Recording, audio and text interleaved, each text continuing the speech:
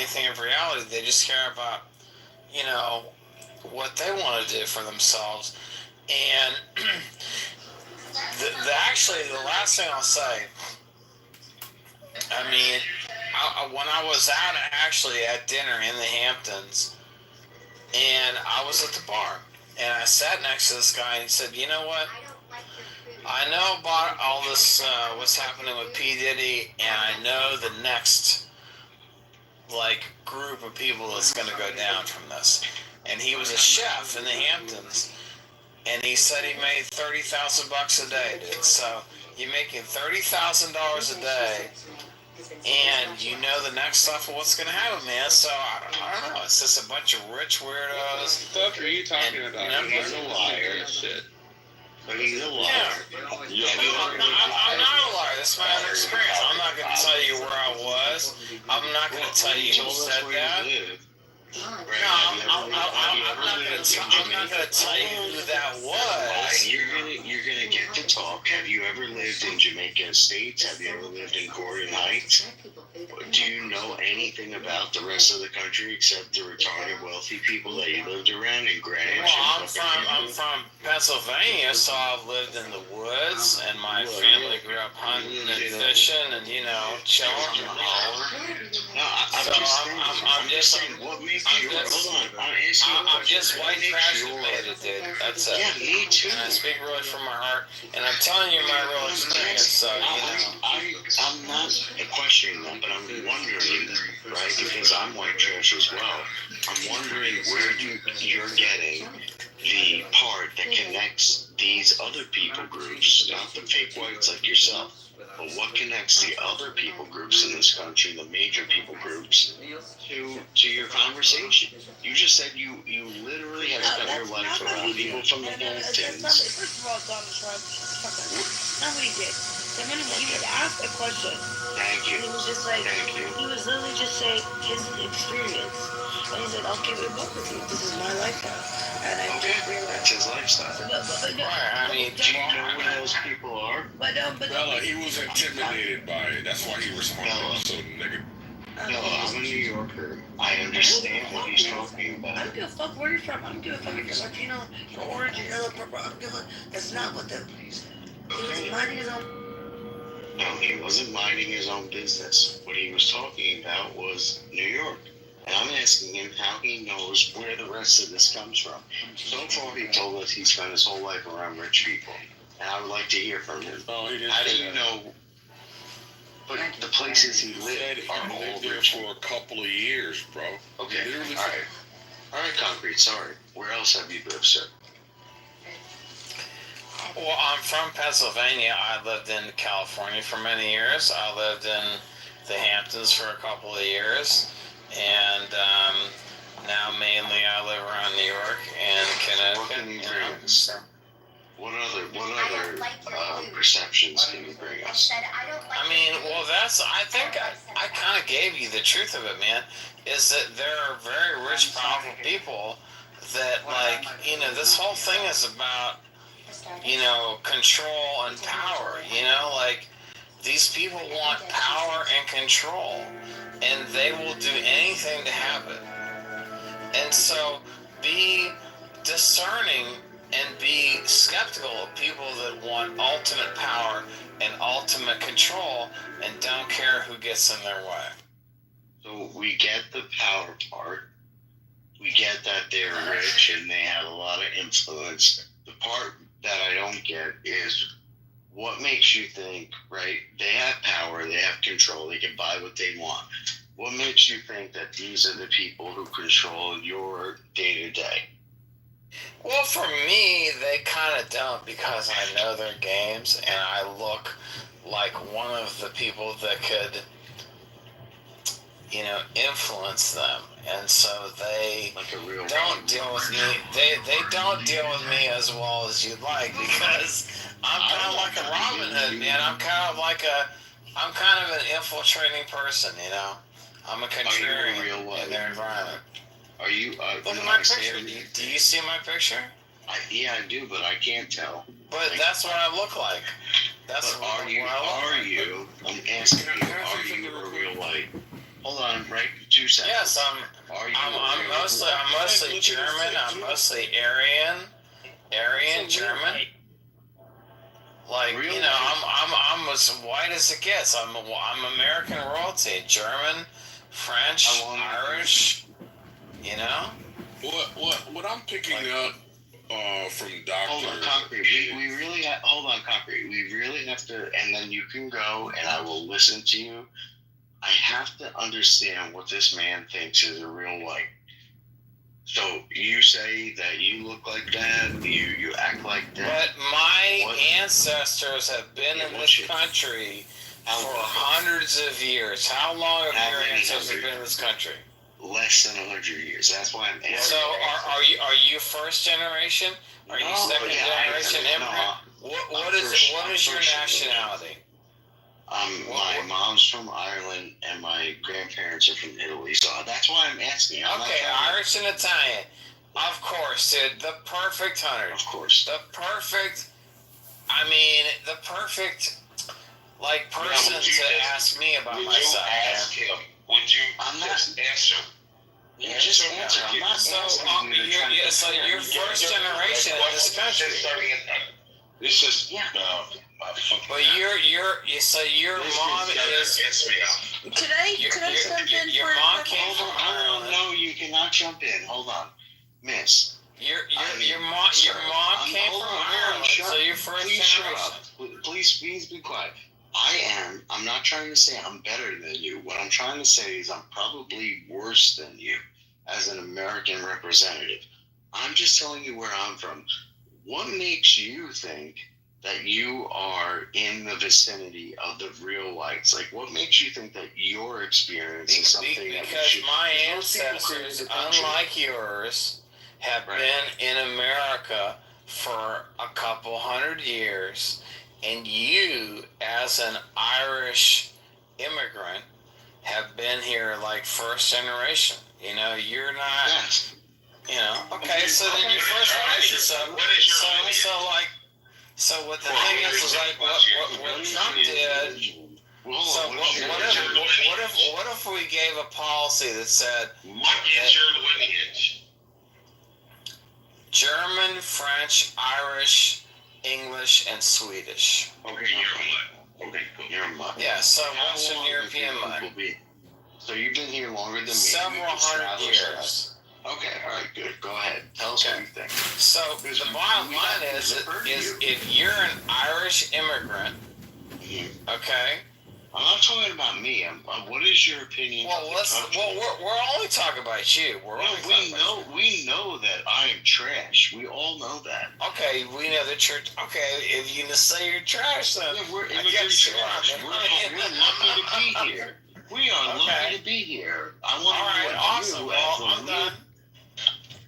Understands. You are the leader of the country. We are trash, and I 100% agree with that. Good, so do what I want, shut the fuck up, and let's move on. Okay, we will do that, as long as you can justify it. Alright. Are you done, Doctor? Because this is getting boring. I think this is only getting boring for fake black people. It's not getting boring for the people. Are you a real white? How long you been here? What's your admits? You're just probing. White. Listen, doctor. You're probing for weakness, and it was boring because there was nothing you can do. Hold on, Solomon. Bro, you gotta stop hogging the mic, bro. No, Are you inebriated, bro? Can you hear something real quick? There's something that we have to do that has to delineate the real whites, like this man that is speaking, from 90% of the other people that are considered white in this country. So if he wants to grab the mantle, amen, go ahead. I'm just saying there's a difference. I will shut up. Yeah, that's irrelevant. How is that irrelevant? Look, bro. What I'm trying, because real whites versus non-real whites is very subjective.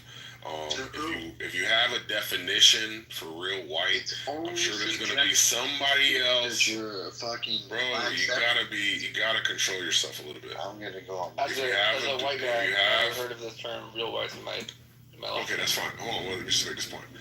Uh, whatever definition you're appealing to, I'm sure there's another person, academic, who could make a counter argument for a different definition, right? So, real white is a real, let's say, amorphous term that could be anything. Anyway, so what I'm actually picking up is the black people who think they invented everything. only thing that I'm picking up from you, doctor, is like some levels of insecurity because the Times said that he hung out at the Hamptons for years, right? And you've probably never been to the Hamptons, and that gave you some sense of insecurity, and that's okay. We all have things that we need to work on. But I think another. Why do you think he's insecure? Why do you think? One second, I already explained it. I explained no, it. I don't understand. Could you explain? All right, again? 1 second. As soon as I'm done, I'll give you the like after class fucking explanation. I don't need after class fucking. All right, just give me 1 second. Let me finish. You just got here. Didn't you just get here? No. Can you just calm down? All right, cool. Calm down, and as soon as I'm done, you can. I'll get back to you. Calm as a cucumber. All right, then please stop interrupting. You seem excited. Anyway, so the Times. You're definitely not. I think another. Me. All right, I got you. I think Doctor is also a little resentful that the Times has freed himself from the Matrix, and he understands that it's not these stupid culture wars and racial wars that is being foisted upon us that creates the divide amongst us. It is actually the social class, the rich versus the poor, and we know why the rich are like so let's say aloof to what we go through, which is what he appealed to. He said they don't care about anything besides them. Is because we know that when you, as a man, as a human being, a regular degular dude, when you have some money in your bank account, when you have a full belly and enough Diddy oil to satiate all your needs, you don't care about much else. Same thing for them. Imagine living in a perpetual state of satiation. They don't really care about it. And the only thing they really worry about is losing it. The paranoia that might come with somebody coming to take it away from them. Which is why they seek control. Which is why they're very ruthless with control. Because they understand that the dynamics of power could shift at any moment. And they can be out in the dark with you. And that's the last place they want to be. So they don't mind selling your children, selling your future, putting all your friends in slavery in order to maintain that power. It's very normal, basic human dynamics. It's absolutely bizarre what he says. Can I counter it, Ricky? Absolutely. After he's, first of all, calling you insecure. You don't know jack shit, buddy, about wealth and what life is like with wealth and where people's heads are at. You don't know jack shit about it. You pontificate because you have envy and you have desire because you've either been too lazy or too unsuccessful or whatever failures you've had. So these people threaten you. You don't know what people do when they get wealth. You don't understand when people take their wealth and they become altruistic and they spend a lot of their wealth philanthropically and altruistically. That concept is not something that would cross your mind. But you're not really around people with wealth, because if you were, you would understand that that's one of the things in human nature that they do, and how they then come back into the community with their wealth. May I speak next? Oh, excuse me. So I don't know who you've encountered and what people you've been around and what wealth you've been around, but if you actually spent time with them and you were hanging out with them, you would see what they consume themselves with, and what philanthropic endeavors, are just there. And you know, you give me a community and I'll earmark it for you, and I'll tell you wherever you go. You think that people just live in these wealthy neighborhoods and they're just playing golf at the club and having a nice dinner and that's it. You're not seeing the checks that are being written to pay for the hospitals as they're being built, to take care of the community centers, to make sure that the old age homes are funded, to make sure that community activities are taken care of, children's programs, after school children's programs. I'm going to go through the litany of different charities that are pretty common, whether the United Way's funded, Who do you think's paying for all this? It's the wealthy people that are paying for it. Maybe has seen this. Maybe he knows. So maybe just don't know Someone was anyone. after her, and then I'm after that person. I'll go after that See, person. both can be true in terms of that. You think I want to say something here. Well, hold on, I'm next, and then the other gentleman. But that was an embarrassing submission, Abby. But she's not done yet. She's got more drivel to offer. Shut up, concrete. Go around. Your mom, Alan. Your mom. Excuse You know, I me. mean, come on, Alan. Let the Alright, everybody chill out. Chill out. Don't make us talk patients with that. I'm not done yet. I'm just done yet. I hope for you, concrete in your life. By the way.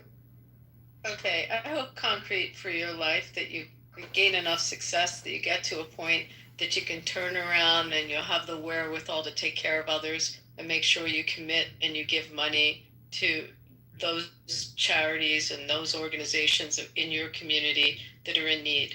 It's a great feeling. It's the best feeling in the world. And I hope for you, I pray for you that you can get to that point. But to absolutely condemn and have this sick envy towards people that are at that point is just wrong. And it's just ignorant. And that's it. Yeah, so what I want to say is that... I'm going to say something to Abby. Yeah. Abby, thank you.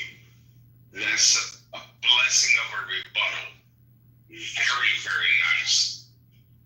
Godfrey, shut the fuck up. Thank you, Abby. Yeah, who was the lady after Abby? And I'm gonna go after that lady. This is like. I want to say something. It's a strike here. Hold on. The times. I wanted to respond to Abby since she addressed my point so eloquently and so profoundly. I think it's April's turn. response, right? April, do you want to go, and then I'll go after you? Yeah. Abby said something to me, and then I want to respond. Let April go. New voice. Thank you. Go ahead. Thank you. About Okay, the continuity of the conversation, but whatever. okay, you go ahead then. No, It's fine. It's fine. I think This you isn't can go an ahead. electrical outlet. Go Just ahead. let her go.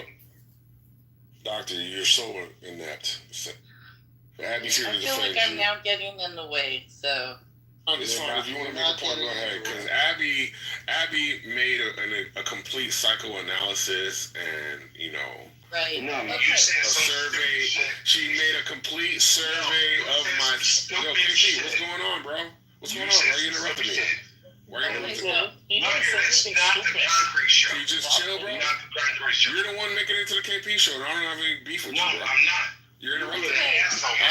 So April's You're talking being an now. asshole. Go ahead. April's talking. Thank you. So thanks a lot. Okay, I am from the Santa Barbara area, Montecito, Hope Ranch. My family's been there a long time. We came over on the little wood boats years ago. Blah blah blah. My daughter went to boarding school at Kate. Okay. Oh right. Really beautiful there. Yeah. So one of my sister's friends, she worked for CPS for 25 years. Okay. And after she had pension, she loved going to the spa. I was visiting my sister one time, and Annie was complaining she couldn't afford the spa or go to it, and she was left. And I was like talking to my sister, and like, hey, what's up? And this was like, I'm telling you guys, this was 6 years ago. Okay, 6, maybe 7 years ago. And I'm like, how come? What's up with Annie? Why isn't? And my sister said, that she discovered there was this humongous satanic pedophile ring in Santa Barbara County that included sheriffs, judges, top officials, ministers, like so many people. And she went to her boss, and he told her that she needed to quit or she could die. And so she quit her job. And she's now like out of state, kind of house sitting, that type of thing. But yeah, after 25 years, it's that serious. and it goes across all the boards. I understand about saying like not all wealthy people are bad. Like everybody has good and bad qualities, but you know, like the Epstein thing, like I just feel like sometimes like the ultra wealthy, it's rules for thee but not for me, you know? Yeah, that's a good point. And basically, April, I don't know how long she's been, or Abby, I don't know how long she's been here, but she did a complete psychoanalysis um, of me, and she was able to look into my life and see all of my accomplishments or lack thereof, and then she was able to like ascribe a motivation as to why I said that the real problem isn't race or ethnicity or religious belief, and it's actually like a class issue, right? And she so eloquently pointed.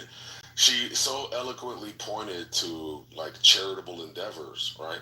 And the interesting thing about charitable endeavors is old folks' homes are something that we can take care of, and as a general society, right?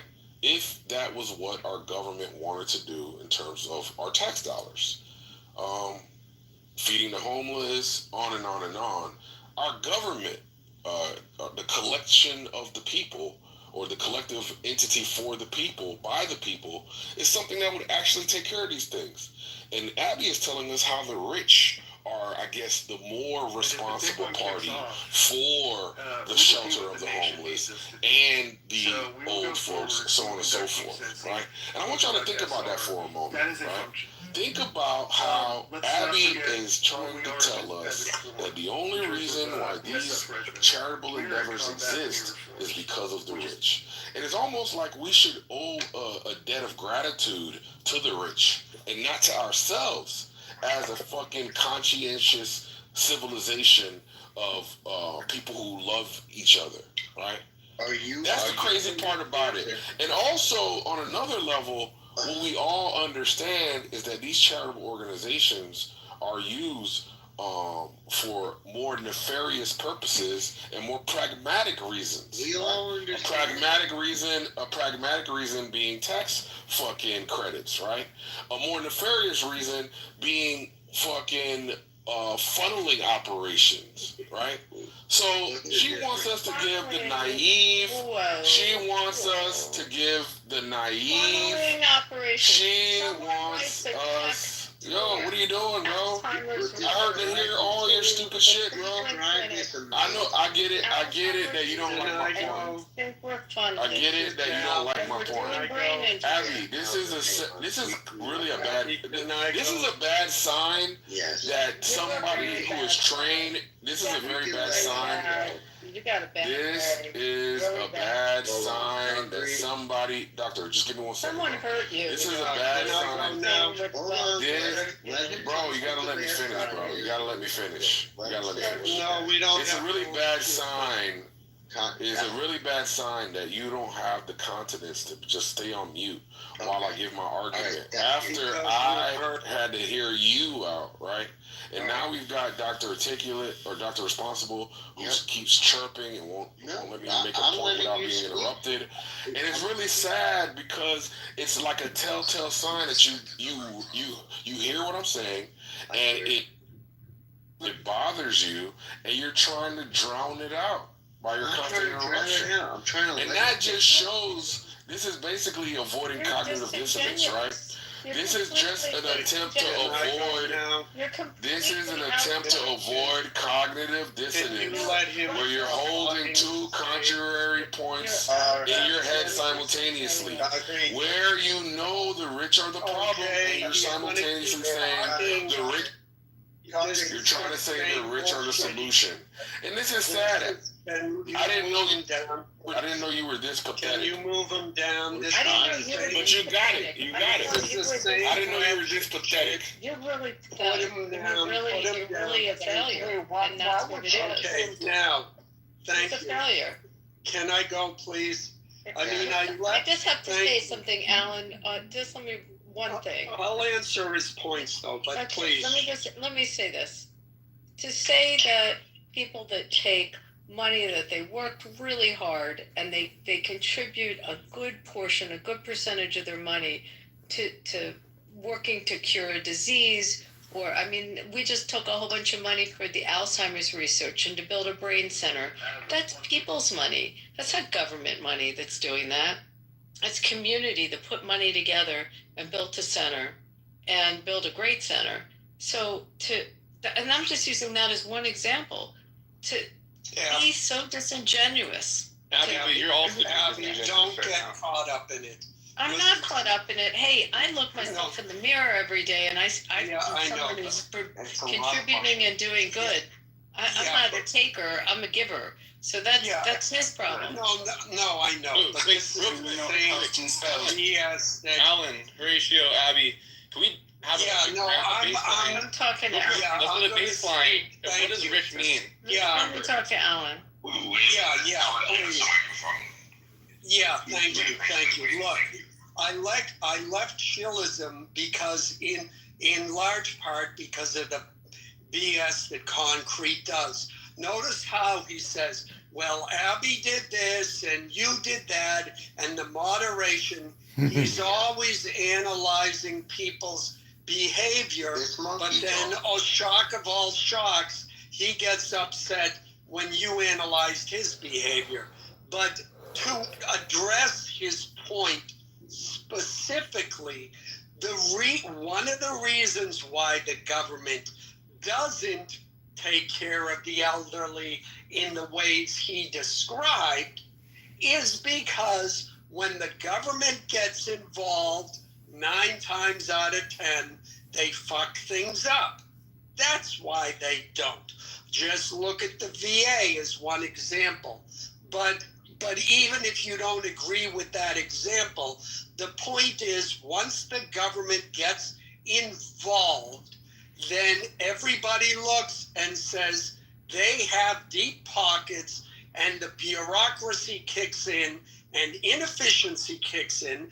That's why we as Republicans support the kind of donations and giving that our illustrious moderator, Abby, thank you for saying that, Abby. That's why Republicans believe in private organizations and Democrats believe in, now they openly say collectivism, which is another word for communism.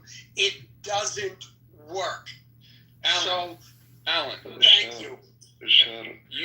Let's talk, because you and Abby have both said that we have all these medical advances and all this great shit that comes from private contributions, and that's just not true.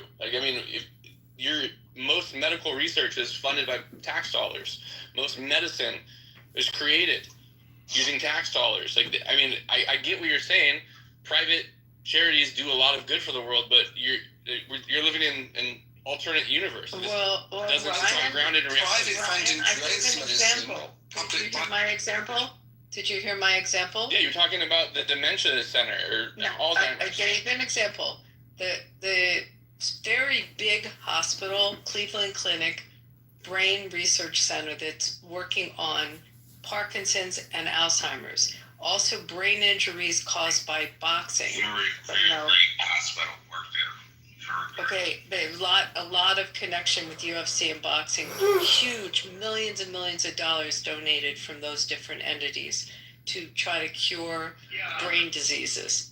That was built by community money. Every year they do a fundraiser, $20 to $30 million. But that's nothing. That's $20 to $30 million is work. May I finish?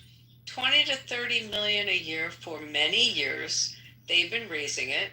They then went forward as they built this multi-million dollar facility with Cleveland Clinic. They were able to then get grants and get additional money. But where did the grant come from? Sir, I am an Indian man. I live in New York, but I want American citizenship. My point is, this was something that was put together by community money, and if you ask, it got put together by wealthy people in the community, people that had made money in our industry, that were of means, that could write the checks, and they gave back to the community. I happen to be blessed. I'm going to leave with this. I am blessed that I live in a community that people take their checkbooks out and they give back to the community. And I can tell you something. Where you're talking, there's nothing. I don't have to say anything right now. There's nothing better than walking down the hallway and see your family plaque because of foundation work we have done. Yeah, let me address Ryan. Hold on. I've been real quiet for a long time. Let I wanna add. speak. I'm sorry. Yeah, look, this is a very simple Grok question. I asked Grok, what is this is the question I asked, very simple. How much medical breakthroughs have occurred from private funds versus public funds in America? List in percentages. So one of the things to know is that oftentimes private funding and public funding work together in hand in some aspects. But to cut to the chase, the conclusion is approximately 65% of medical breakthroughs in America can be attributed to private funding, industry, philanthropy, Industry. Wait, you're taking private means any private company. funding. Yeah, that's completely separate from charity money. No, if you're talking private, that means private industry. That means any private. Please. I sat here very quietly. Ryan, if you interrupt me again. Okay, just wait your turn. So look, 35% it comes from public funding. So that refutes the point that you made in breakthroughs. And so this reinforces Abby's point. Pause. You're wrong. Period. Point blank. Ask Grok another question. Ask it a follow-up question. Too many seconds. This is pretty simple. So if we're weighing if private funding in the medical field has advanced. No, charity, not private. We're talking. There's a huge distinction, and if you can't make that distinction, the distinction is private versus people giving versus actual corporations. It's the same thing. We're investing. What are you talking about? That's what we're looking at right now. That's a different. You're investing. When you're going to a charity, are you giving money as an investment, or are you donating? Someone talked about how public funding goes to waste. That's why you weren't here. No, I absolutely understand that public funding often goes to waste. That's not the issue. We do both. You understand? No, but that's not what you were talking about, Abby. When you were talking about your community breaking down their checkbooks, Abby, when you were saying, stop, everyone. Creating a distinction. We do both. Without a We do both. Okay. I'm not making an argument. You're fighting against me. You're attacking the front, and that's not an argument. You're not letting a woman speak. Breast cancer centers. This is what we do. Hold on. This is what we do. I have sat on boards where I have given money as a board member. I also have to sign notes and guarantee loans that my board is taking out to take out a mortgage or to develop another facility in the building. We've had to not just take money out of our pockets straight out as a gift. We've also had to go on the hook on mortgages and on the hook for them to develop. So we're doing both. We're doing absolutely both. And to build medical centers. Here's the thing, I mean, we love building because we want. You guys can like this. You guys can like it or fucking not like it. But that's what people that have wealth do. Okay? And They're not doing it so they can put their name in billboards. They're doing it altruistically because they want to do it because they cared to the community they grew up in, and they want to help that community. We're whites. Us fake whites. And I don't really give a flying fuck if you don't believe me. I don't give a flying fuck because I don't do it to please you. It's Ricky. I'm just saying, teach us, because we have no idea what's in the head of these people. Like, I'm a piece of white trash, and so are like 70% of the people in the room. We I'm have not. no idea Okay. what they might do or think. I'm not. I'm not a piece of white trash. I know didn't you're grow not. up that I'm way. not saying we are. I So you have to explain it. I know you fired up. I know you fired up. No, I'm No, not you fired gotta up. I'm just just coming from a explain it to place of us. someone you probably never talked to. Okay? Yeah, and on You top, probably never had this on conversation. top of You that, probably never Abby, thought you would. on top of Well, that, here's the Abby, thing. he forgets that it's people who sit on those boards, and it's people who say, you know what, in my company, instead of taking our profits and giving it to our shareholders or doing some other thing, we are going to give it to this charity. It's still people giving. The distinction he was trying to make was it was a distinction without a difference. He was saying, oh, it's not charity. He just didn't know what the hell he was talking about. And Abby, I think you missed the joke if you called to Ricky enough. He was siding with you. It was maybe a little outputting. This is what we do for our communities. Don't care where you are. We're going to take care of our elders and siblings. This is how we were raised and built. So I don't know who the guy, Ryan, who the fuck you are. No. We take care of shit. We give out of our own pockets. We don't care about anything else. I want your mother to have, surgeries if she doesn't have the insurance. We want to take care of your sister that may be having brain cancer. God forbid. This is what we do just out of the kindness of our hearts. The fuck is wrong with you, man? And I just want to say, for the people who were offended by Dr. Responsible's white trash comment, I want to say right now that white trash is an inclusive group. We invite all ethnic groups and racial groups and skin colors to be white trash. The first rule is you got to put raisins in your potato salad. And we love all niggas too. Go ahead, niggas. Come on. And he's right. He's right. This is not, we have to delineate between the real whites if we're going to have this conversation.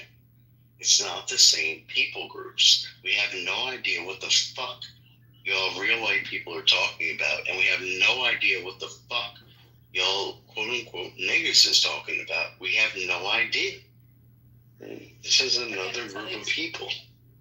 Don't you have to be a junkie to be white trash? No, you don't have to be a junkie. You just have to have parents. You just have to have parents who don't know the system that the real people who created this country created. You have to have parents that don't understand it, and then you don't understand it. That's what the fake whites are. You have to be the underdog. We're getting classified as this group of people, but we have no idea what the fucking Mayflower people, real whites, actually set up. We have no clue. Okay, so that's why it has to be delineated. Nothing else. And you want to know the real secret? The real secret is all of those tricks that the rich people use to, quote, avoid paying taxes. Anybody who makes 50 grand a year can use those same things too. And you can avoid, you pay less taxes if you do what they do. You don't have to be super rich. You can file taxes just like Donald Trump, and if you're making over 50 grand a year and you have your own business, you will save $3,000 a year. And the more you make, the more it goes up. Especially if it's private money. Helen, here's one of the things I don't care about that. I care about the responsibility. And I would tell you someone that's on this app right now, KK. I love her to death. I go down to the VFWs all the time, to all the bars. Yo, you know how many fucking guys with one leg just to sit down and talk to them and buy them a leg? This is what my family does. We're going to take care of our vets. It's something personal to me. I'm sorry, guys.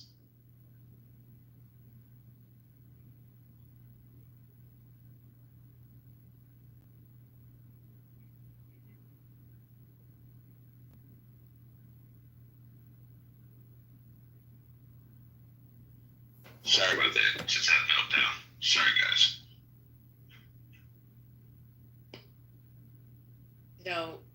We're very lucky that the government still hasn't taken away our incentive financially to be able to give.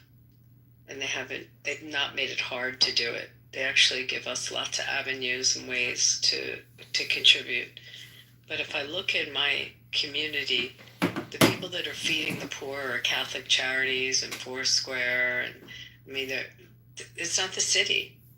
It's Lutherans have a organization there. The Jewish Family Services there. I mean, that's who's feeding them. There is a closed off section in the city, and there's like facilities, and there are private facilities that are doing the work.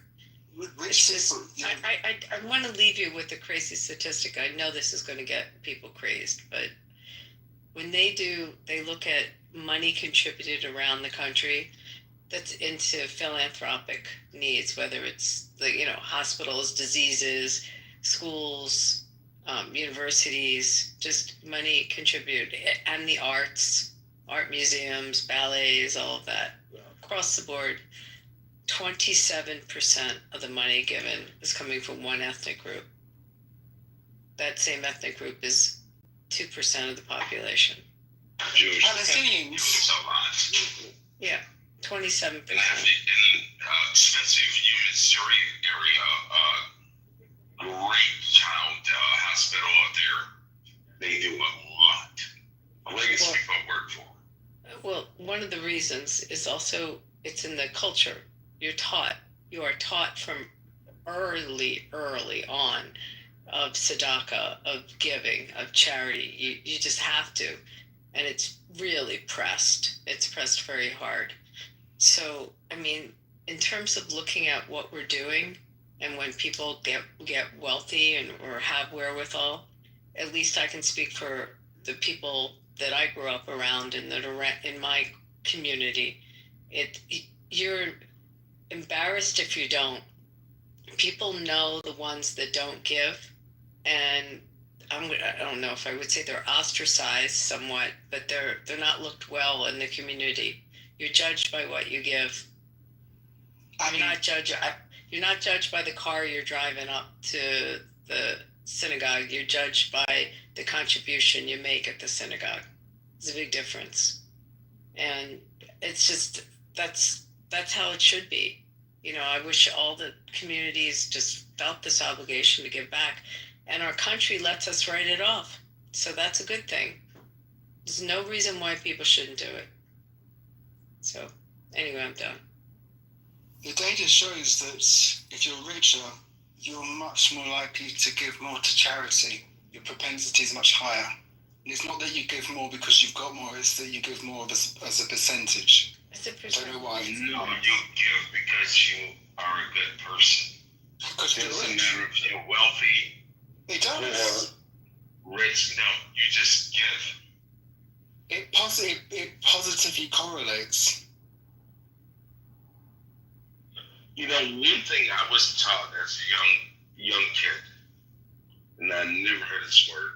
I was probably about 4 years old, and my father said, "Don't make fun of anyone less fortunate."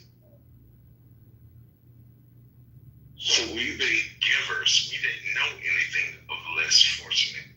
We always give and gave. And this is what we do. Don't care who you are. I will always help you.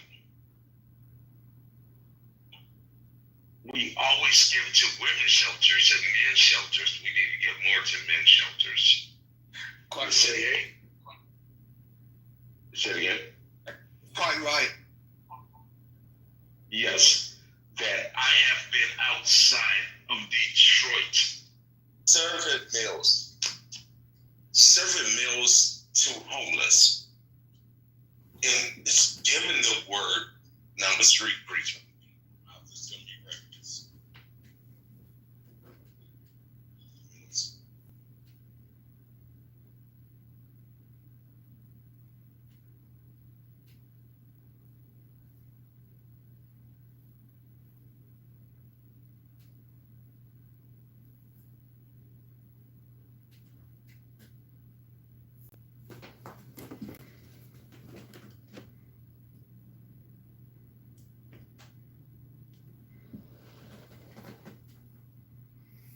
Yeah, $100 billion a year is avoided in federal income tax by donating to nonprofit charities. And I'm all for Zadaka and doing charity work, but the country's $37 trillion in debt. We just keep borrowing and spending into oblivion and giving tax breaks to wealthy donors to nonprofit charities. How much is too much? When do we start correcting the books and having balanced books for we, the people of this country? It's not actually given to the charity, is it, though? Yeah, it's actually given to a non-profit corporation known as a charity. It's just a break which they don't have to pay elsewhere. This is why I do things personally.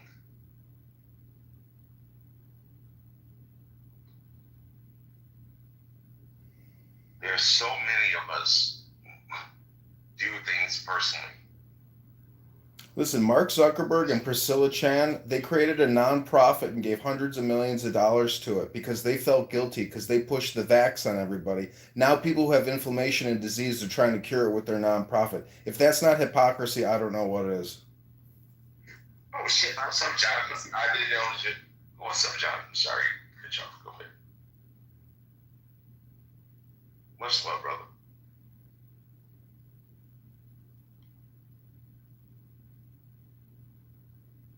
Yeah, if the government wasn't so inefficient and wasteful with money, that might be a good solution. But I'd much rather take the money that I have and allocate that to a charity with a specific goal that I believe in, versus just like a general fund for things that I might, disagree with. And I'm not a big fan, but Ronald McDonald House is a good place. It's well to donate to. Yeah, well, a lot of people donate to Planned Parenthood and think that's a good idea, but we already give $1 billion a month and kill 100,000 children in this country. Well, actually on that, Luke, if you tell people what their taxes are going to, then they're much more likely to give more if they can see the destination than if it just goes into a pot. So if you've got your calls, then you're like, yeah, okay, I'm in. And if you look around your own community, your major hospitals, there are other houses that's around your ICU units that's welcoming money to try to stay open so they can take care of your family. Man, it's a beautiful thing, man. You guys don't understand it. Yeah, well, it's estimated that McDonald's kills about 800,000 people a year in this country with their fake-ass, terrible food. But the net benefit is much, much better. Yeah, for a $2 cheeseburger, and I'm going to give $40,000 out of your pocket a year. Yeah, they got a racket. But no, seriously, all jokes aside, go to your local hospital. There's other people. It's like you and I, just commoners. And we would board people to say, hey, your mom, dad, or whoever is in the hospital, you can stay here. That's what we do. And we just take whatever you can give us. If it's $20 fucking, we don't care.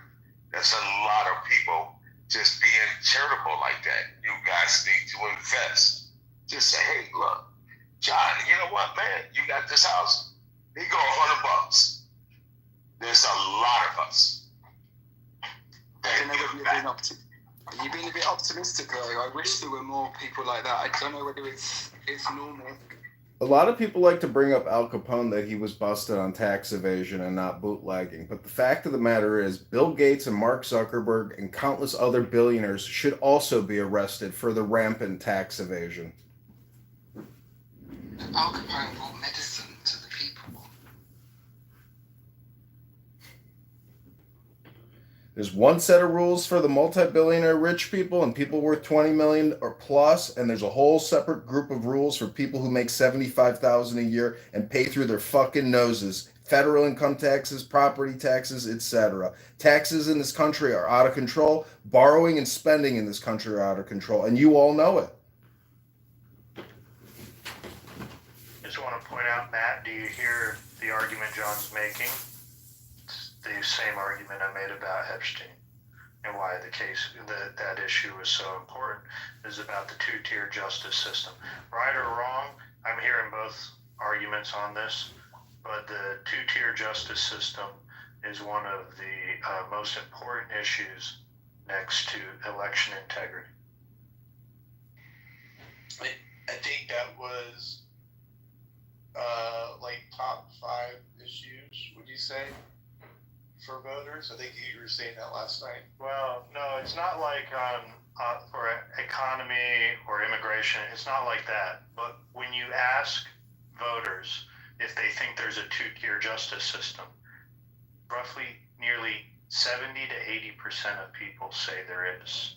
So when you're dealing with numbers like that, it's like it doesn't matter if it exists or doesn't exist. The people believe it exists. You just need to have an injustice done to you, and then you realise how important justice access is. Expensive lawyers.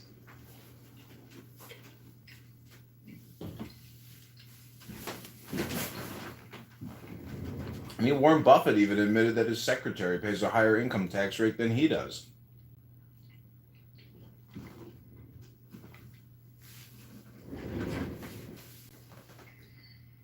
Yeah, the progressive income tax is communism, and we should ban it. Yeah, maybe moonlighting in some ways. We need major reform in income tax and property tax in this country. We have become slaves. So if we didn't have like this supposed elite class of people, or I mean just even the rich for that matter, do you think this world even works? I mean, or at least our country, but I don't know, like I suppose we depend a lot on them. I don't know. I don't know. Are we just saying that we just want to dismantle the rich at the end of the day, or what? No, that's what the communists argue. I know that's what they're saying. I just it's hard to believe. But Horatio, it sounds like you're the type that would want that. I don't know. No way, man. That would be burning and dying. All right, just double check. All the white trash. The French tried that. It just ends up in chopping a bunch of people's heads off.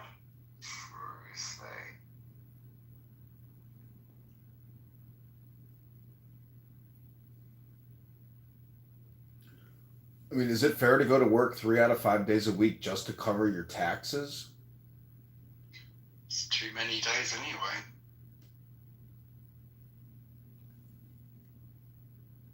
No, people that make $150,000 or less should pay no income tax to the federal government.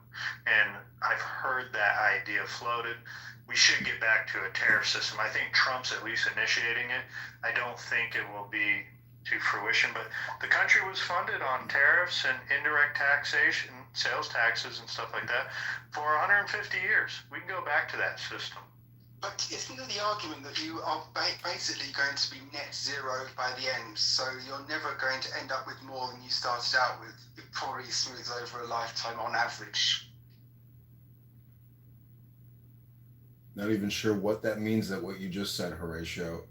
Well, because you don't, I mean, assuming you don't actually end up with money at the end of it, you know, you probably end up with zero and you start with zero. Yeah, what's he talking about? That's called hell, Horatio. Education at the beginning of life, and then you have healthcare at the end, and it probably all smooths out to about zero. It doesn't all smooth out. Are you out of your mind? The country's $37 trillion in debt and $100 trillion in unfunded liabilities. This country's completely broken. We keep borrowing and spending like there's no tomorrow. Bloody fancy military jets of yours, those ones which you can't even see when they're in the air. We like to call them stealth bombers or B-2. Oh, fancy. Fancy English. It's a wonderful language. I invite you to partake thereof. Those, Horatio, those stealth bombers are the reason we can be $37 trillion in debt. True. You know what a great foreign policy would, Horatio, you know what a great foreign policy for the UK would be? Stop letting in hundreds of thousands of Muslims taking over your country. Keep your country English. Do you want to have them instead? We can give them to you if you want. No, send them back wherever you got. We already have Somaliland in Minnesota. Believe me, we want to denaturalize these people and kick them the fuck out of America. They never should have been brought in the first place.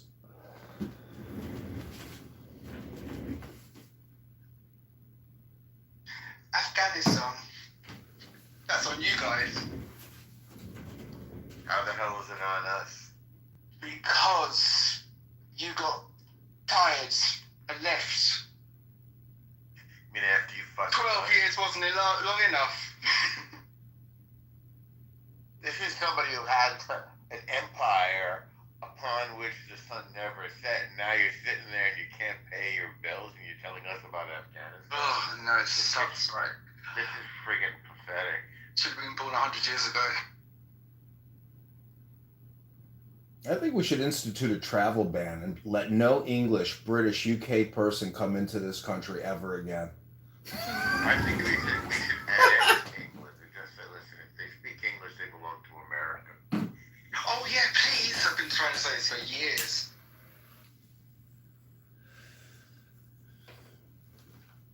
We already created defense funding. Well, when Prince Andrew gets exposed in the Epstein release, are you going to still kiss his ring? Are you still going to kiss your king's ring when you find out they're pedophiles? I don't like him much, actually.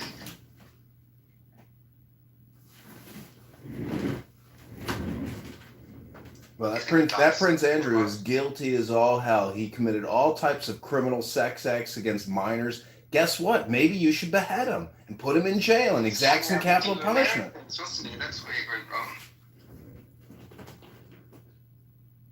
We had the chance and they just let him off. Do you even have the death penalty in the UK? Should do. You do? No, we use some of the gallows. We'd be hanging people. Okay, well, there you go. You can start by hanging him, right?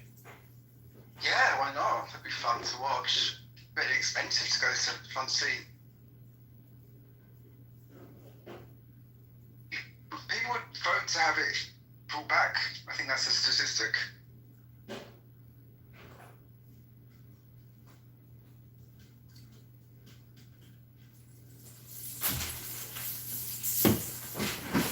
Listen, today's a great day for America. USAID is no longer in power, and that has been exposed to be a criminal organization dedicated to the destruction of America. Day by day, we are slowly liberating America from the deep state and criminal Democrat, Marxist, communist terrorists. What's it done to change your life?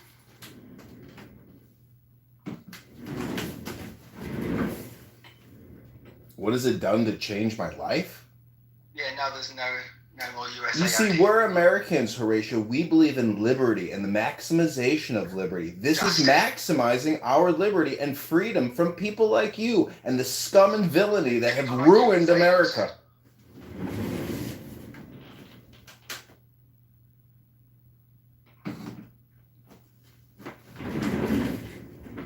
You think Stacey Abrams and her $2 billion for her climate change nonprofit, you think she's not going to get arrested? They're taking that money back.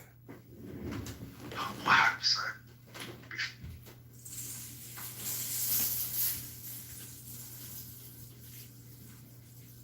Small steps, John.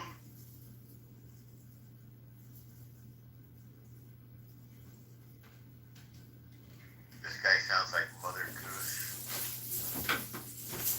Trust me, when these Democrats find out what's in that Epstein file and they see Bill Gates and Bill Clinton and their beloved Democrats, this is going to hit them in the face like a sledgehammer. That's just the bees. It's got to be bad on both sides, right? Or else it would have come out. That's the theory.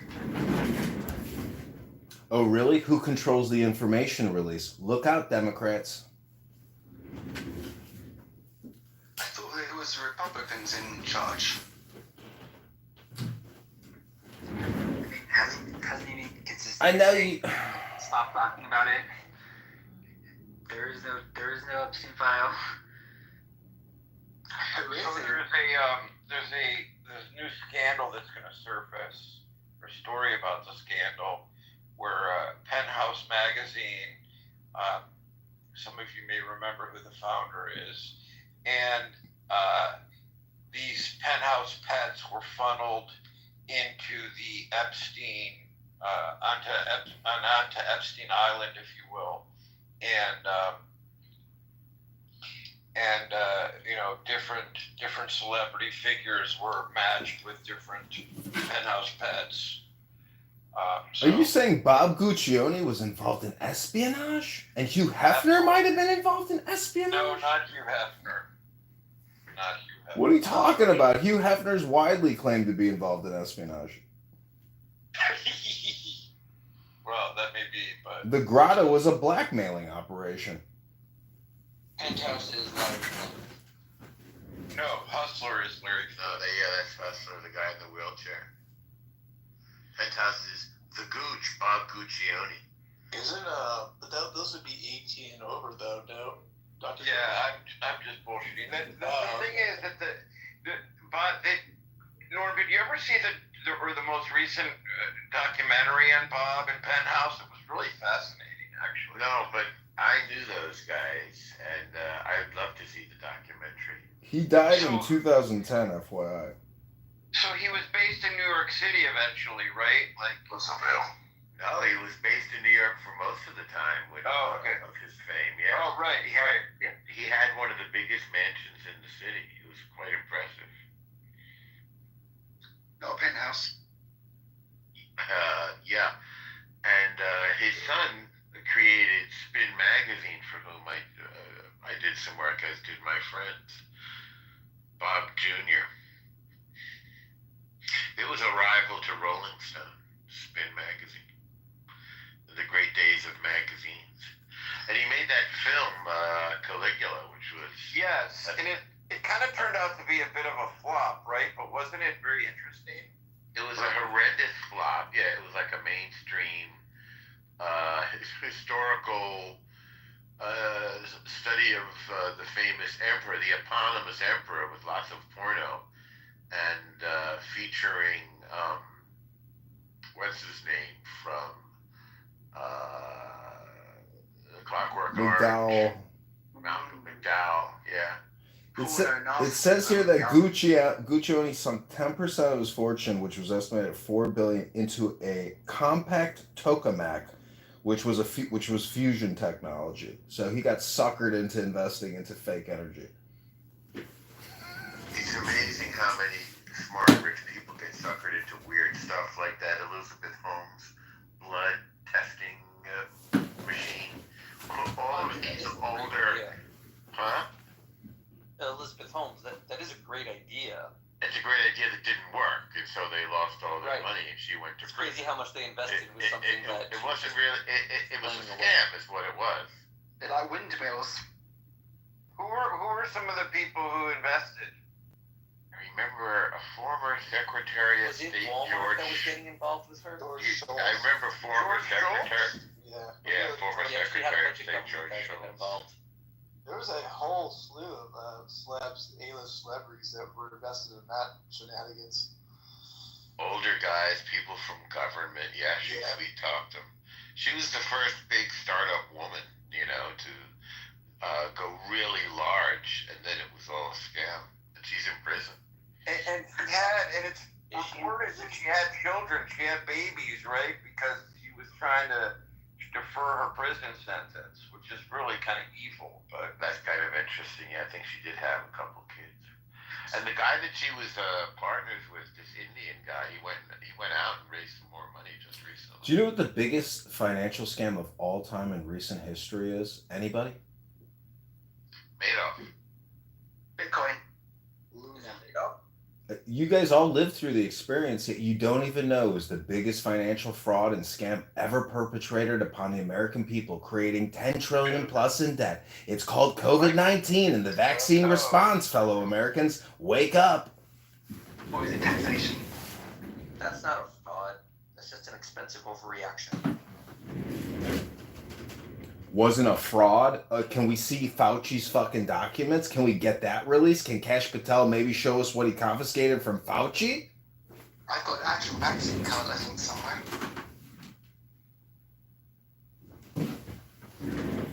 It's interesting. Bill Gates made $100 billion off that trade. What did he trade? He created one of the largest vaccine response corporations out of thin air. Boom. Fucking $100 billion market cap out of nothing.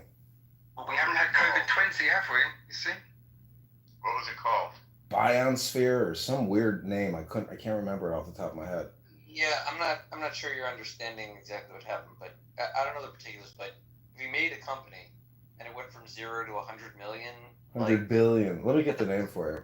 sounds like he's doing something, right? Yeah, he's creating fucking bullshit out of thin air. He creates software virus, creates the fix. He creates a vaccine virus, creates the fix of that. That is the most corrupt motherfucker in this country. As you unravel the secret mystery of COVID, it strikes me that as society gets more complicated and we get more elaborate threats and technologies developed, like COVID, right? We had a plague. We've had plagues before, and plagues can be devastating. So we reacted very quickly with like all of our tools, the finances, the information, by which I mean like media companies. We also had the travel, we had borders, we had states, we had cops, we had laws, we had new pharmaceuticals, right? So we had all of these things setting up, and that's extremely complex, very complicated, and we do it very quickly and efficiently in order to respond to a crisis. But then what is the natural consequence? Because of all of that speed and complexity, well, like as we can see from the media landscape, there's an obvious conspiracy. It's just impossible to hide the specter of conspiracy when you have complexity. Complexity that by design people do not understand the entire, like I don't know how to make a vaccine. I don't know how they decide whether to report on this plague or that plague, like the plane crashes or whatever. Got it. We don't live in Egypt anymore. Listen, BioNTech in 2021, the market cap was 100 billion. Now it's at 26.65 billion. But this is all controlled by the Bill and Melinda Gates Foundation. You don't happen to work for the Bill and Melinda Gates Foundation, do you? I'm saying conspiracy theories are a natural byproduct of the complexity and development of society.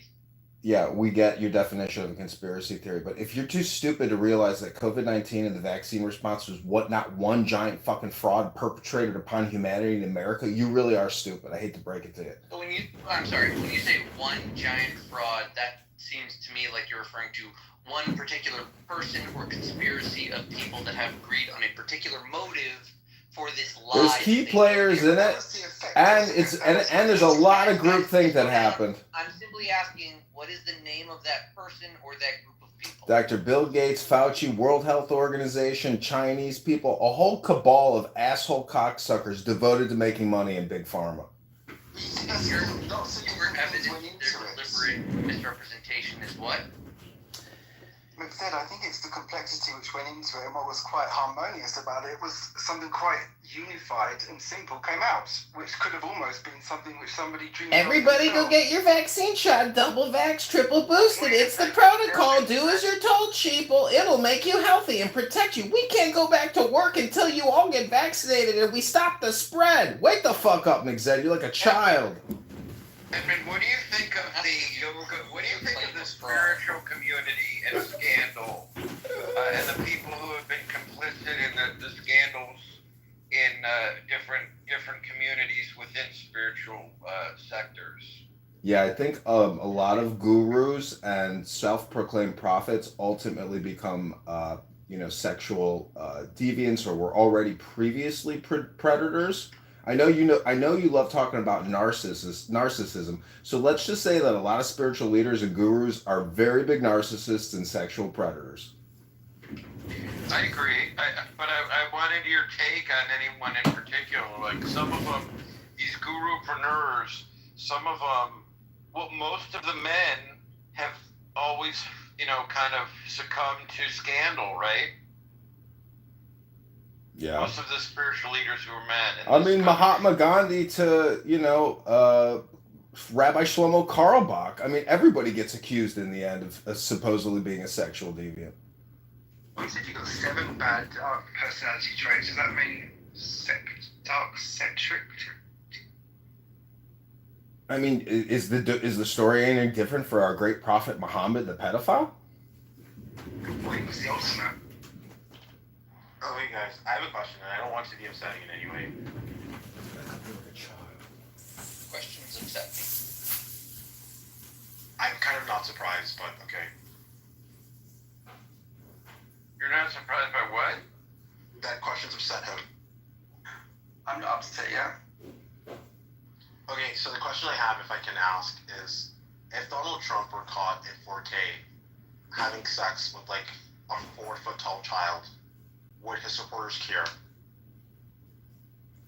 Why does it have to be 4 feet? Yeah, why does his height matter? It's kind of like a better, like,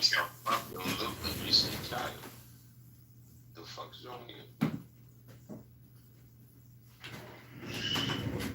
Was that a real question? What was that? I don't know. Why would your mind even put a The child? question was very upsetting to me. I wanted attention. So what did as an established moderate, I'm confused about. Was there uproar about Trump's health prognosis? What did he have? Varicose veins? What was going on with him today? I heard there was something not terribly He's serious. got a bruised hand and fat ankles. I wouldn't call that a medical crisis. He has edema. Dr. Jordan, they call that swollen legs. I was called Fankles. Yeah, there you go, Fankles. Trumples. I don't know, you make it up. I mean, did you see Johnson & Johnson just came out and said they rushed their product to market because the people wanted it? It wasn't even thoroughly tested. None of this shit was tested. And the fact that I could ask, what is the biggest scam in recent history? And no one here can even identify COVID-19 and the vaccine response as being one of the biggest financial crimes ever in human history. Do you even remember the HEROES Act, that first $1 trillion tranche of that omnibus, so everybody could sit at home while the nurses and the doctors did all the heavy lifting and cooked everybody in incubators? You're not proving your claim. You're just reasserting it over and over again. Yeah, I don't want to talk about COVID. I'm so sick of it. Edmund, I actually like, that's a good picture of you. I don't like the Trump hat, but it's a really good No, picture. because you got caught in so many fucking lies. You fake ass doctor. You're a veterinarian. He's a zoologist, KP. You're a fucking veterinarian. You got caught in so many fucking lies on those years. Oh, you don't know who the fuck you talking to right now. We don't have to talk about COVID, but going back to the Epstein release. I think we're talking to the janitor. You know what? There's a cleanup on aisle 3. You know, fuck your bone pusher and the goddamn dog shit. Clean out goddamn kennels. We could ramble till 4:20 in the morning, but You the fuck are. I guarantee you that no revelations, it will all be nothing cheeseburgers, whether it's the Epstein release or COVID information, nothing will ever come out. That's the reality. Oh, your ass is corner now, man. I'm about to go off that. Hey, veterinarian, you wouldn't sit here and say you were this medical doctor. You're a motherfucking vet. Hey, clean up on aisle 3. Who is he talking to? I'm talking to you, veterinarian. John, don't you reckon it'd just be like millions of people making small mistakes? I'm not even sure. Normally I would get defensive, but I don't even know what he's talking Yeah, hold on a second. KP, you giving Dr. Jordan some heat? Something happened? He's talking to his mop handle. That was strange. It came out of nowhere. Dr. Jordan, you're a veterinarian doctor, not anything related to the COVID vaccine. No, I have a PhD. I'm not a veterinarian. I was in vet school. But I have a PhD. But I did teach infectious disease stuff. But I'm not even in that space anymore. Did you do any gain of function research?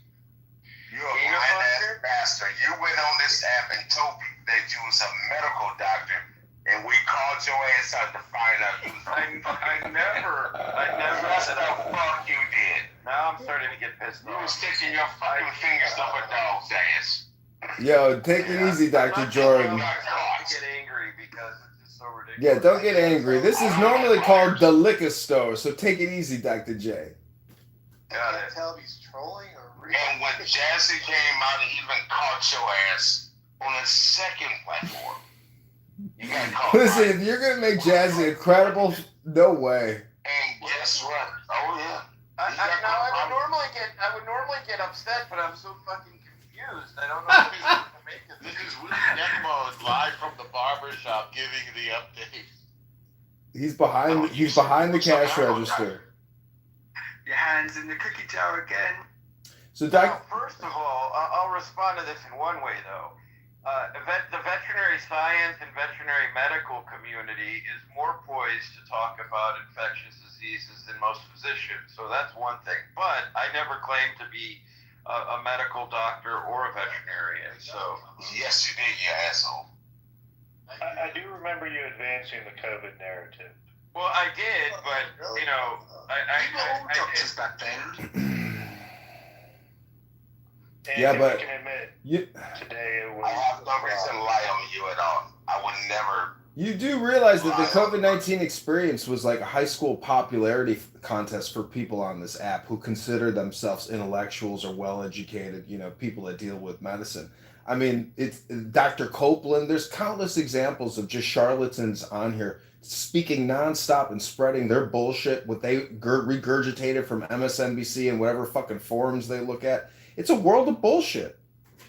Yeah, I relate to. What I think happened is that there were certainly, and now you got caught again. There were certainly physicians who have huge egos that for the first time in their careers, the God complex got the best of them, and because most Americans were not terribly impressed with physicians to begin with, but then when COVID hit, they somehow became saviors. And they were so egotistical and arrogant. There was that one woman. What's her name? The Indian gal. Dr. Priya. Oh yeah, Dr. Priya. Oh my lord. If there was a personality, I mean, she was an attractive specimen, but her personality sucked too. I mean, it's just hard to believe you could have immutable characteristics that were painful to look at. And then, have such a fucking terrible personality. So her charm was infectious. Yeah, her charm was infectious. I mean, does anybody here... Don't joke. How can anyone here not think that... How can anyone here not think... So, some people had an incentive they were being paid to peddle the narrative on this app. I was always curious, were you ever paid? No, because I've been out of the field a long time. But I did work with ivermectin a lot with him. But I'm completely out of the field. In fact, I once got accused in regard to the animal field. I once got accused of writing articles on behalf of SeaWorld to challenge the narrative that came out of that Blackfish documentary. And people were saying that I was paid to sit on boards and write articles for SeaWorld. And I wish that was the case. I didn't get paid a goddamn cent. I was just, supportive of some of my colleagues and passionate about the work I was doing. Yeah, Dr. Copeland was KP. Dr. Copeland was a special kind of asshole. Mr. Right-Minded was witness to a time I was in his room and he was advocating for 13-year-old boys to be, if they came out as gay, that they should be groomed, what he called advised, but it was nothing short, it was grooming and pedophilia, that 13-year-old boys should be counseled by adult gay men how to properly prepare their anus so that they don't have anal tearing when they have anal sex. Who said That's very Greek. This was Dr. Eugene Copeland. Are you serious, Alan? I am dead serious because it's true. Yeah, I was there. I'm a volunteer. Oh, Matt, were you there? Yeah, remember Beaver and I were there. We couldn't believe what we were hearing. Yeah, I know. And yeah, Mr. Right-Minded was there. See, I'm like, he's asking me these questions like, well, what would you do if your son came out as gay? And how are you going to counsel him? And I was like, well, if he actually did, well, then it's something we would explore together because I love my son, etc., etc.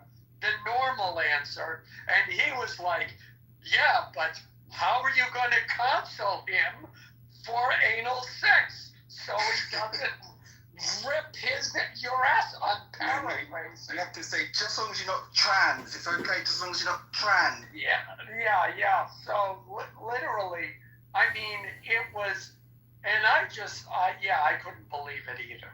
It was, it's nothing short of pedophilia.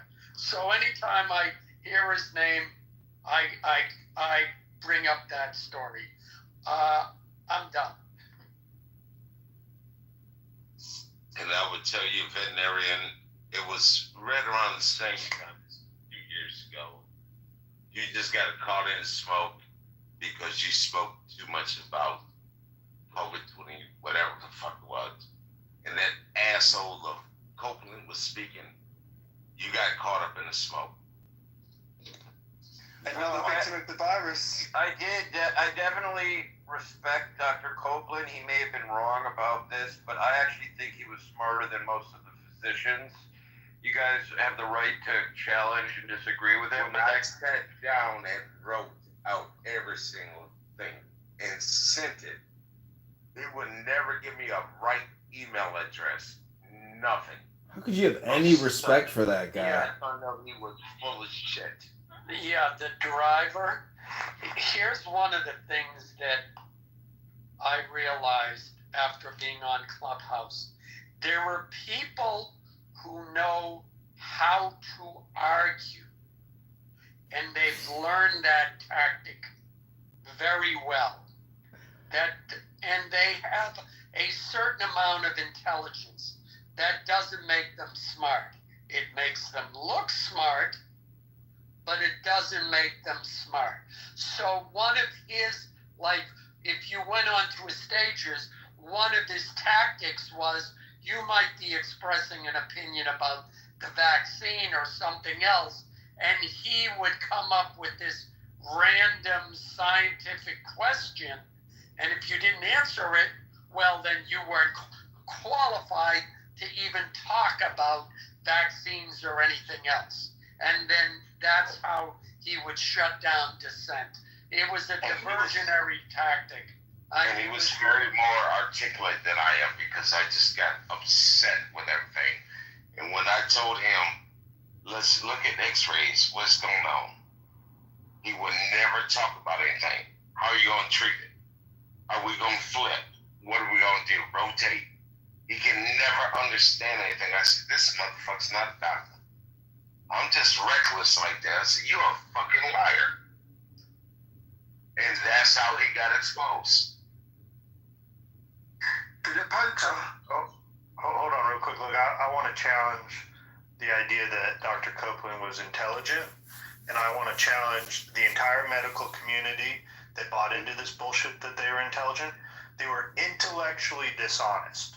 You have to admit that they were, completely blocked out the idea that the vaccine could have any side effects and that people were going through any type of problem. So when people would talk publicly about this, they would be shamed and ridiculed. And that's the problem here.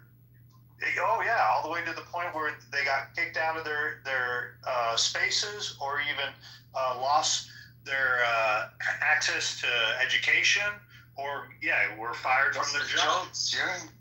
Yeah. So look, these were not smart people, and we have oftentimes this belief that because someone can study a book and have this great memory, that they are quote unquote smart, right? But they lack wisdom.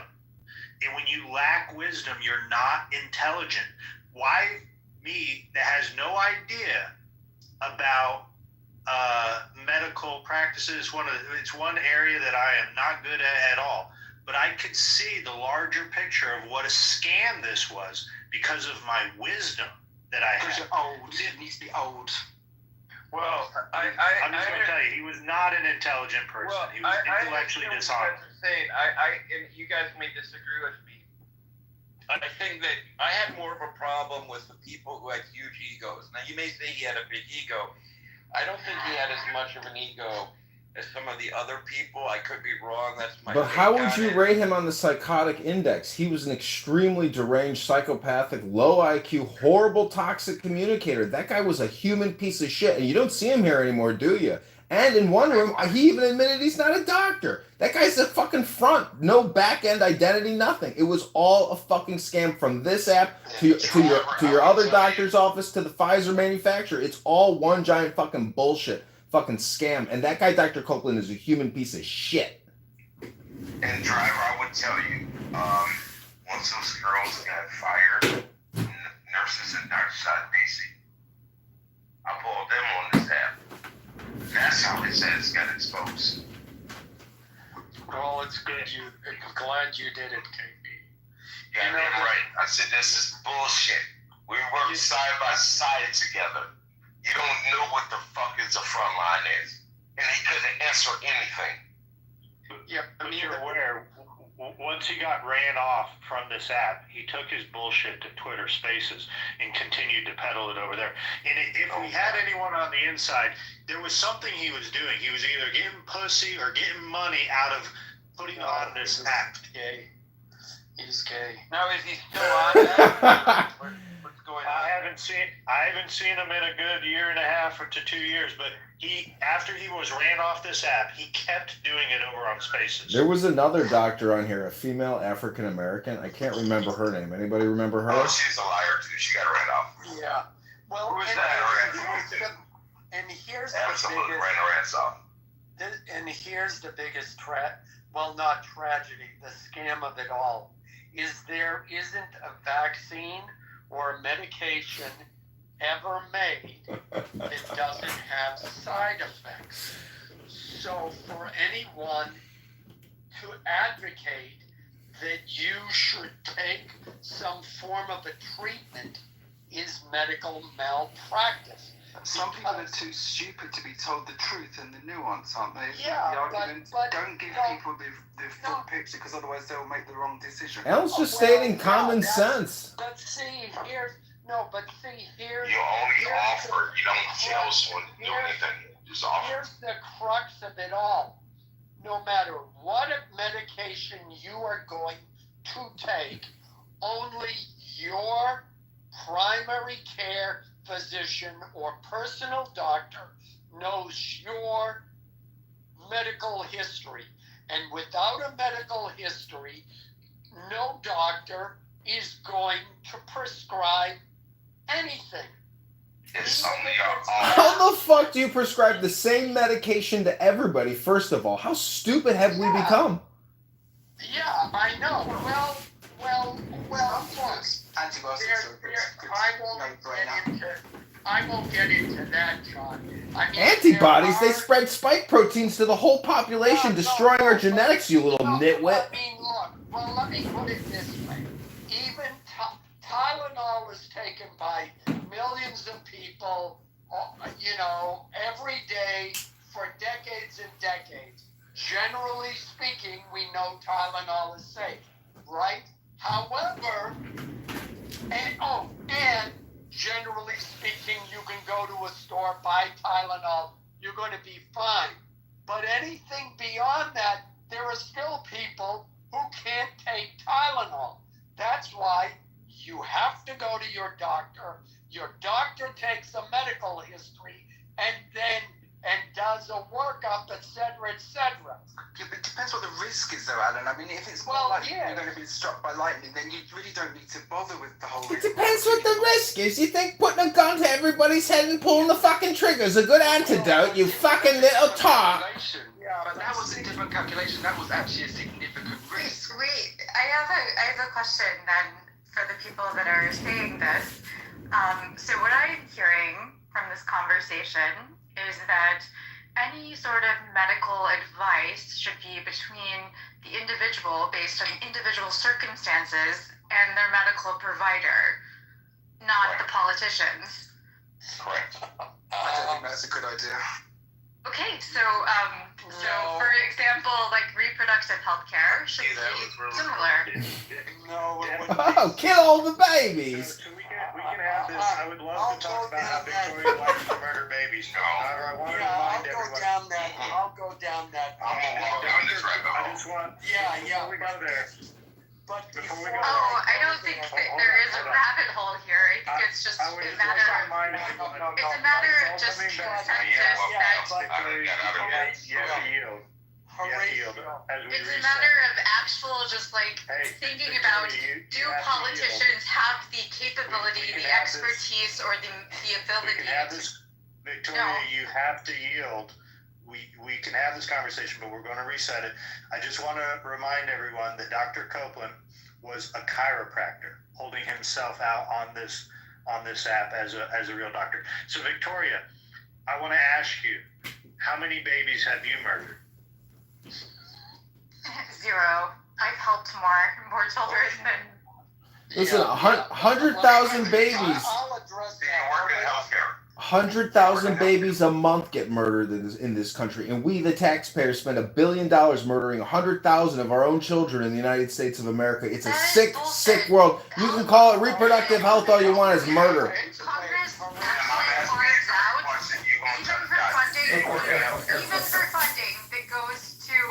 even for funding that goes to medical practices, Congress has carved out. There is no taxpayer dollars that go to abortion. All right, Horatio, before I address you, Victoria, Horatio, what they have found that the government actually could have gotten more people to take the vaccine if they had simply asked, instead of telling people. If they had said, look, we've developed this vaccine, we think this is our best option for now. Go to your doctor, discuss it with your healthcare provider, and then if you and he feel this is a good option for you, please take it, because we have a pandemic here. We have an epidemic. They would have gotten more people. And if they told people they couldn't have it, then they would have got more people wanting it. We're really living in the time because getting the actual list for the vaccine was actually challenging. A lot of people wanted the vaccine that couldn't. I was taking my scrubs that I had to do a There were a ton of people that couldn't get on the list to get the vaccine that wanted. Still sitting here bloody as hell in my garage. Yeah. Because this girl was 17 fucking years old, had to do a cardiac massage, and lost her. Okay? Don't talk to me about anything. I want to address some of that's been others though. I got loaded with like J or something like that. I was seeing you my fucking scrubs. I want to address Victoria's question regarding abortion. So, okay. Look, Victoria, the question would be, is that's fine if the decision is made between the woman and the doctor, as long as the doctor has to answer for the Fourth Amendment rights of the child. It has to. Okay, that's absolutely ridiculous. But okay, I'm going back to more recently in the discussion, Alan raised the idea about the vaccine. I don't think your thought is worthwhile. It's not worth listening to. I'm gonna have to drop you if you can't finish. If you can't let me finish my thought. I'll drop myself. Yeah, obviously you can't have the tough conversation. I don't think you can handle a woman on the stage. I don't think you can handle a woman on the stage. That's why you're all just a bunch of men recording to yourself. That you don't think that the child should be afforded their right to due process. There isn't a child. It is not a child at the point. It is a child. No, it's not. That is okay. I think that you misunderstanding, but going back to Alan's point regarding the vaccine, most people wanted the vaccine and couldn't get it. Abortion. Victoria, we've moved on to abortion. We're going to have this conversation. So look, do you believe the child should be afforded their due process before they are murdered? Oh, do you believe that the immigrants that are being illegally just thrown into... Can you stay on this conversation? No, that's literally a person. That's a human that exists. Due process before they are murdered. Okay, you're inconsistent in your principles, and that's what I'm pointing out. Literally, you're shifting your position regarding whatever topic we're talking about. If you don't have a principled position, then you have nothing to offer. Okay, Joe, you can't answer this simple question that the child should be afforded due process before you and your doctor murder them. That's it. Yeah, you're talking about literally cells that haven't formed yet. Joe, let me Alan, hold on. I'm talking about future persons, and as according to an ACLU class action that was just filed in regards about a week and a half ago, that the ACLU argued that any future persons that were to be born here in America should have the right to be a citizen. Now that we understand that future persons, and that precedence has been set in federal court, and that federal judge did create a class for future persons. That means now today the federal court system recognizes future persons as an actual group that can be afforded some due process. Do you now go against the idea that future persons are not real people? Because that would go against what you're arguing, and also the ACL is arguing about their right to birthright citizenship. Lonely and can't have a family because their father should be explained. By the time the process started, they would be born and it would be too late to actually lose. Yes, exactly. That's the point.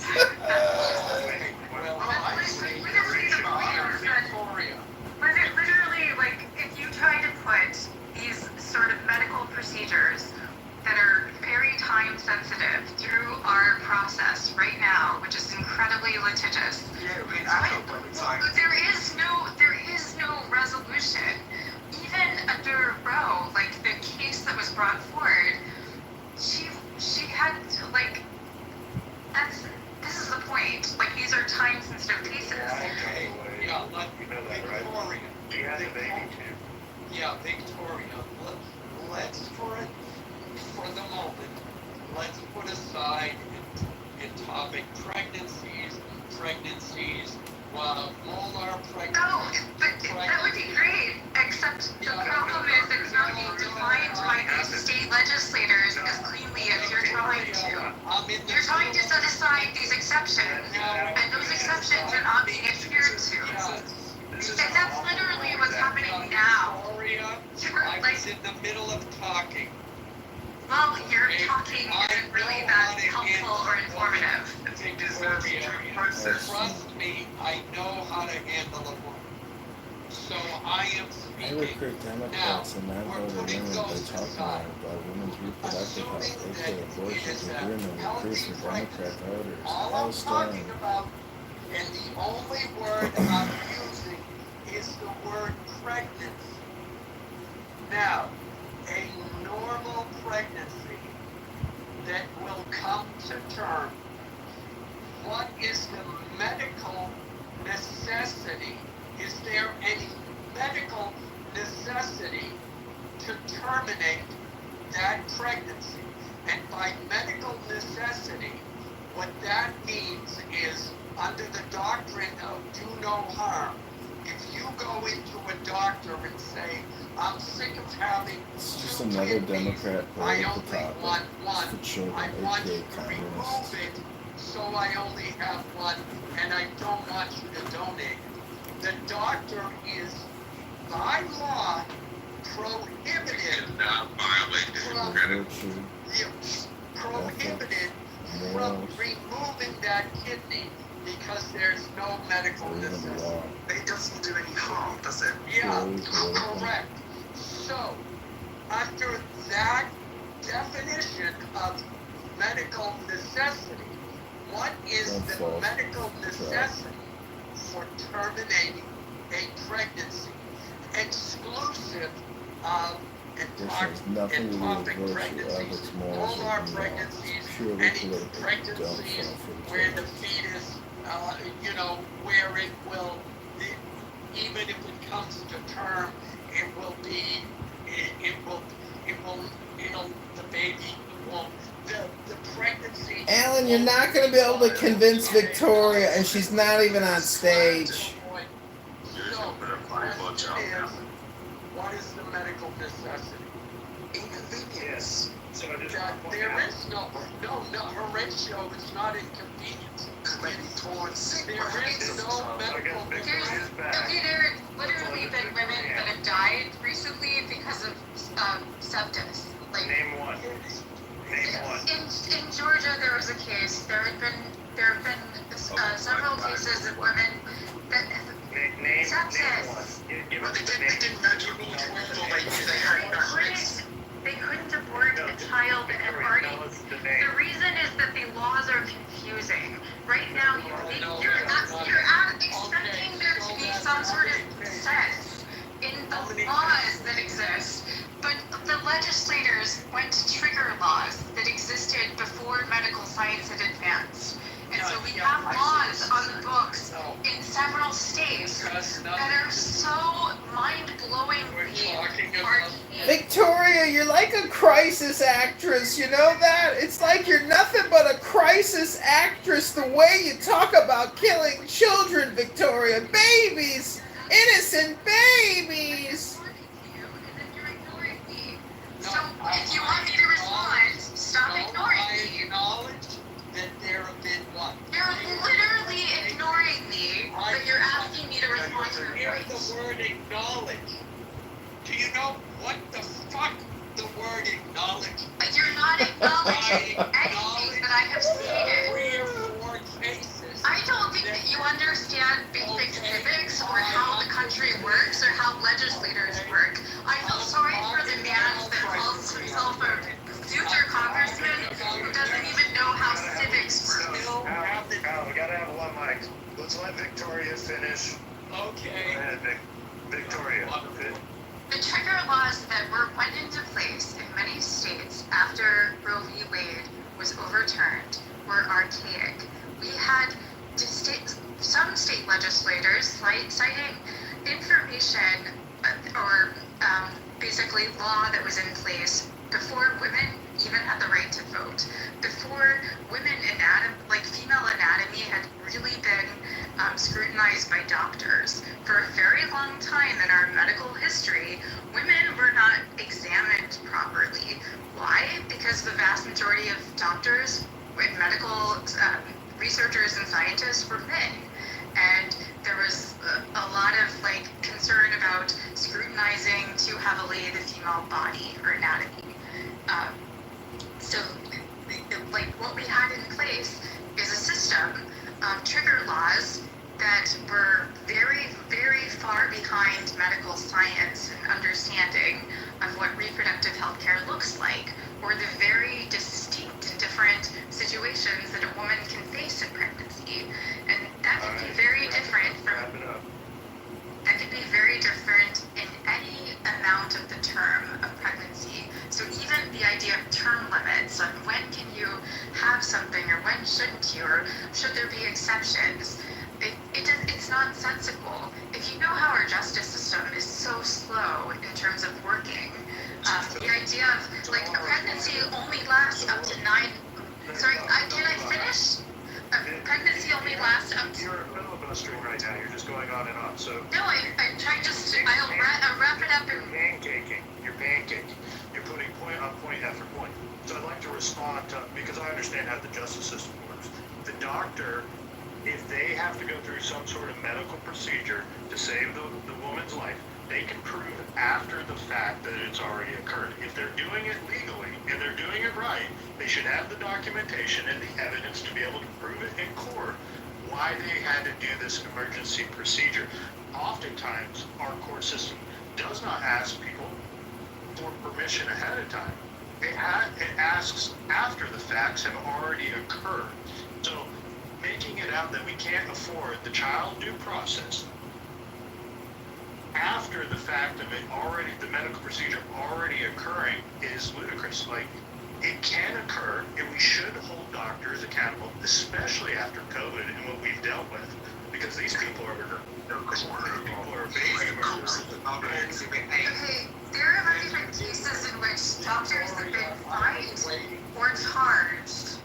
They're finding fault. No, they've been criminally or civic.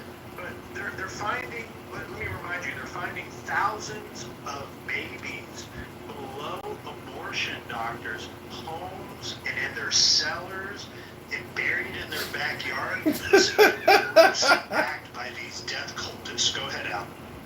Yeah, you didn't answer my question. You brought up the sepsis.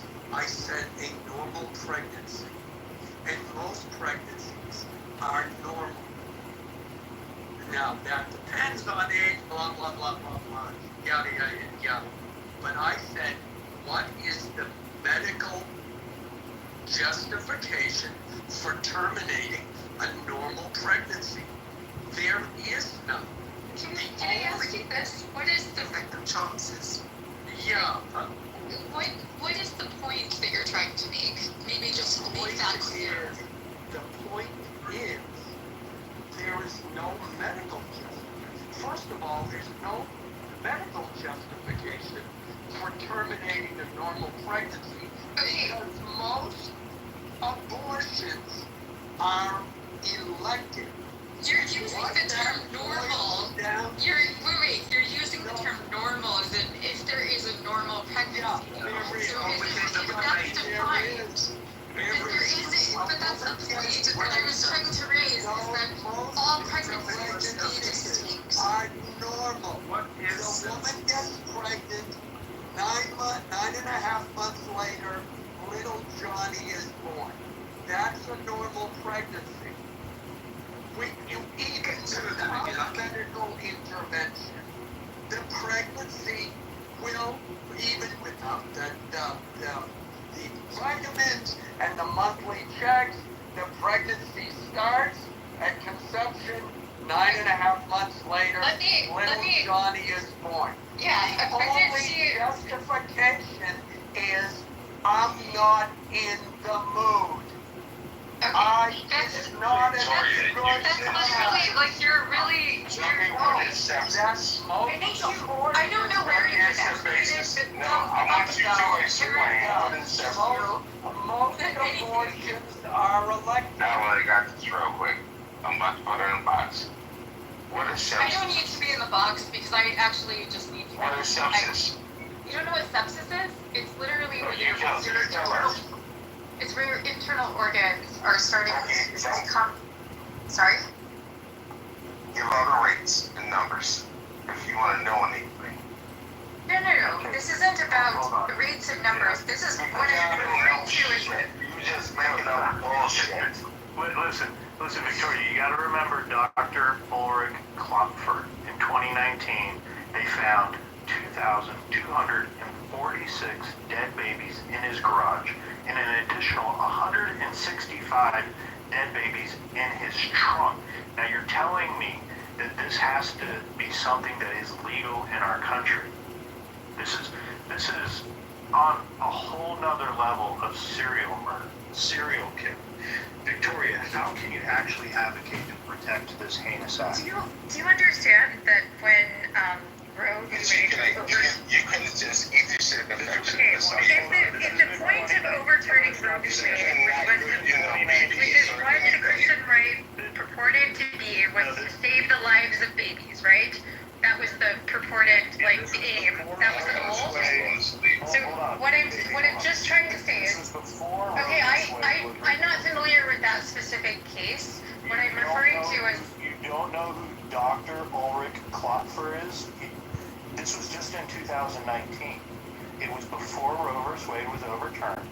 Okay, this is an abortion doctor that was found with thousands of dead babies buried in his garage and in the trunk of his car. Victoria, this I can't believe you haven't heard anything about this. Do you advocate for the selling of baby parts? 2019, I was focused on international things and wasn't really being focused on naive to the internal. subject doesn't ignore what the topic's about here. So look, do you advocate for the selling of baby parts? Because that's what's going on. Medical research is being done. After they harvest a child out of the mother's womb, they sell the baby parts for scientific research. Are you advocating for that? No, but I am very familiar with the ability of a person to donate their body. This is progress. This is medical health progress. Look, this is an affluent, white feminist liberal in the wild right now. Excuse me. So what was the you remember there was a couple cases back in the day when you donated your body to science, and that place were sitting there testing how to blow grenades with your ass. Fucking wild. There had been some cases of that where there had been You don't know shit from sugar, young lady. No, I know what that. I've seen the investigative journalism piece on that. Tell me what case. I don't know it offhand, but I know what you're referring to. Have you ever seen an abortion? Yes. Oh, okay. Do you know how you would have a score? What I am trying to. So you never delivered a baby in your life? What I'm trying to share is you don't know shit. Yeah, I don't think you know. That's what I'm trying to tell you. I think you think that because you sound better, sound more masculine, that you apparently come off as more authoritative. Oh no, because I'm good at what I do, baby. I'm good at what I do. You're not great. I'm sorry. Most people who adopt dogs also end up abandoning their dogs. And a lot of women were given the option to abandon or murder their child. Take that option. Like Matt Cool and Pepe and Joe. Sorry. I mean, you know what else, Joe? The left is arguing that we need to let the immigrants in because one of them might be a future doctor, might be a brain surgeon, or cure cancer. That's by the way, you guys know who that was, right? Who was it? That's a complete lunatic. That's the one, you guys aren't in the Telegram. I know she's crazy. That's the dark Victorian chick that's always been completely She's been on here for years as well. Yeah, I'm surprised you guys don't know her. Yeah, I know her. This is her big topic. She loves talking about abortion. Abortion was her number one thing about during the elections. That's all she talked about, by the way. So, Well, she's more than welcome if she wanted to do a side by side. I would have her in the ER, whatever you want to call it. I agree, KP. I talk all night long about this guy. She's the one in, you guys don't know, but the Gary Clubhouse has a Facebook chat, and she spends all day harassing Abby in the Facebook chat. So we always hear about it in the Telegram channel about Dark Victoria, and that's the one. Abby missed her chance to confront her here. She's been going at it with her for weeks now. It's horrible. It's a big business, and when I did research on this, but we do spend $1 billion a month funding abortion doctors in this country, and we do kill 100,000 children a month in this country. We should be issuing liberty checks to these mothers. Here's $10,000. Don't murder another American. Go live your best life. That's what we need to do. We are funding murder. Yeah, spot on. No, this is the most heinous act. I mean, this tops COVID. This is the most heinous act in our generation. It is at the level of chattel slavery. Like, this is our generation. Literally shipping containers full of oil barrels filled with dead babies. I saw that article. It is, and you're right, it is serial murder. It's absolutely insane, but you can get away with it when you got that white jacket and you got the legal certification and you can buy the indemnity insurance. It's fucking medical industrial complex, industrial murder, and it is so sick. It's unfucking real. You have to look at the global numbers. There's nothing that kills humans more than abortion. 72 million babies are murdered every year worldwide. This, in 1 year, this spans more death than the wars that we've been involved in combined. Like, this is, I mean, the most heinous act you could ever imagine. It is genocide of the greatest genocide ever on record. It's wild. Do you think it's almost like natural or a culling? Because, you know, even packs of wolves and these animals, it's so animalistic to just do this. But the problem is these Da Vinci machines and these facilities and the marketing programs and the donations and the political influence, like, it has become its own little state in this country. And I mean, you're talking global numbers. I mean, in China with 2.8 billion people or 2.5 billion people, I mean, even the suicide rates would blow your fucking mind. But the fact that people do this to beautiful, innocent little babies and it's just, it's just, you can't wrap your head around it. But in America, the fact that women like Victoria are that brainwashed and call it reproductive health, they're just political psychos. I mean, they're sick people. Well, you know, look, you have to look at the medical profession. And I know a lot of people are down on the medical profession. But when you look at the doctor's training, and not all medical schools are the same. I've spoken about this before. But PBS 30, 40 years ago had a documentary about medical students. And at this particular school, it was Yale or something else, each student is given a cadaver. By the end of that first year or second year, they completely dissect that cadaver. And in this one clip, which grossed me out, the guy is talking to the camera, holding some woman's, dead woman's, it's from her calf down to her foot, holding it by the calf, and speaking normally while gesturing with his hand, holding this calf. The only difference between a doctor and a serial killer is their code of ethics. That they believe that what they are doing, whatever it is for the good of the person they're treating. That's it.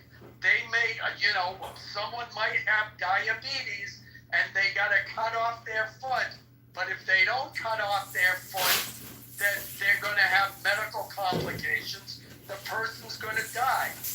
Would you want to cut off somebody's foot? I don't, but that's the rationale doctors uses. Now there's a reason for this. John, to wrap your head around it, these doctors believe that they are doing good. That's what they think. They're misguided, they're sadistic, but they believe they're doing good. So when you get someone like Matt, I forget what it was, Matt Walsh, with the whole trans documentary, I mean, these doctors mutilating children, they actually believe they're doing good. Well, I won't say all of them, because I think some of them, they actually are sadistic and serial killers, and they take pleasure in knowing that, I'm going to cut off somebody's We have to have an ethics committee. We have to have ethics meetings every month. I believe assholes. On YouTube, they have medical misinformation policies. When you sit here in these ORs, you have to go do a surgery. You would see some of the heinous shit. Like, what? We're just gonna do this and say, why? Why? Because Because what? Got to click that COVID-19 bonus. Well, that was $13,000 or $30,000 US on the event, plus X-rays and everything else. They would charge you as a U.S. citizen because these people don't have insurance. So it goes back to the taxpayers. And there's been cases, I'm like, hell no, we're not doing this. No, we're not doing surgery. No. It's fucked up, this shit I have to see every day, and I'm sorry to waste on you guys.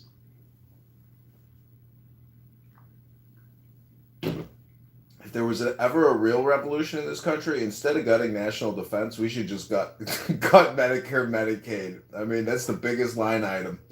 And we should keep Social Security and keep the Army. But this Medicare, Medicaid, and how much we fund it, $2 trillion plus a year, and there's $100 billion a year in fraud. Over 25 years, that's $2.5 trillion in fraud from operators, from providers. It's the biggest racket ever in human history, the medical industrial complex and big pharma.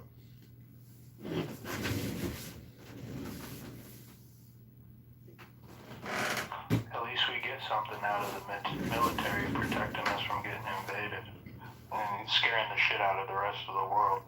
I mean, $2 trillion that gets wasted, you know, not all it's wasted, but a lot of it is the largest fraud cases. They're called Ketam lawsuits. The largest Ketam lawsuits are hospitals charging the federal government for patients that do not exist.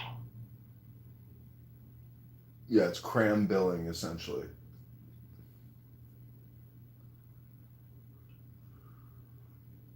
I can't believe in this day and age they're able to get away with that.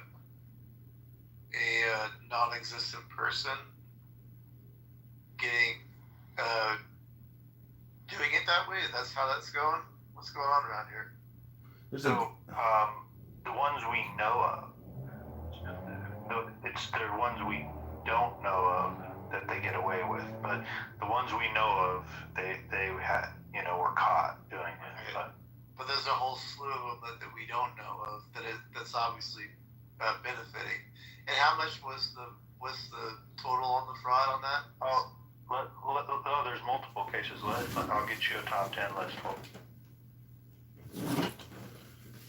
I mean, that's the thing. Doge came in handy. Like, I think tonight they just passed $9 billion in rescission. That bill passed. They codify basically Doge cuts. So I know it seems like a little bit of money compared to whatever the 30 trillion we owe.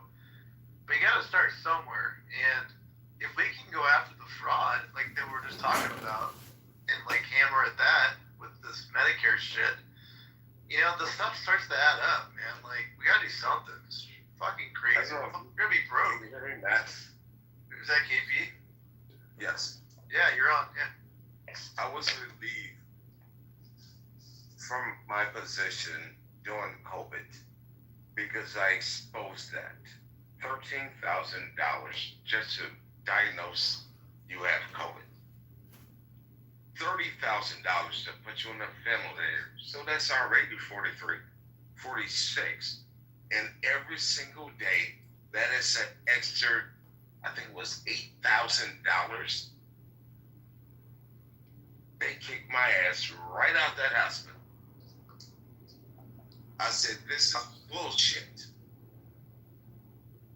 And I had to go all the way up to the CEO, CFOs and say, no, this is not treating me. This is wrong. Your reliever duty, and 2 weeks later, got a mail, gave my final check, said, here you go. That sucks. You're not going to do that. You're actually doing the right thing. Yeah. Okay, I got the list for you. So number one would be the HCA, Columbia HCA, $840 million in 2000.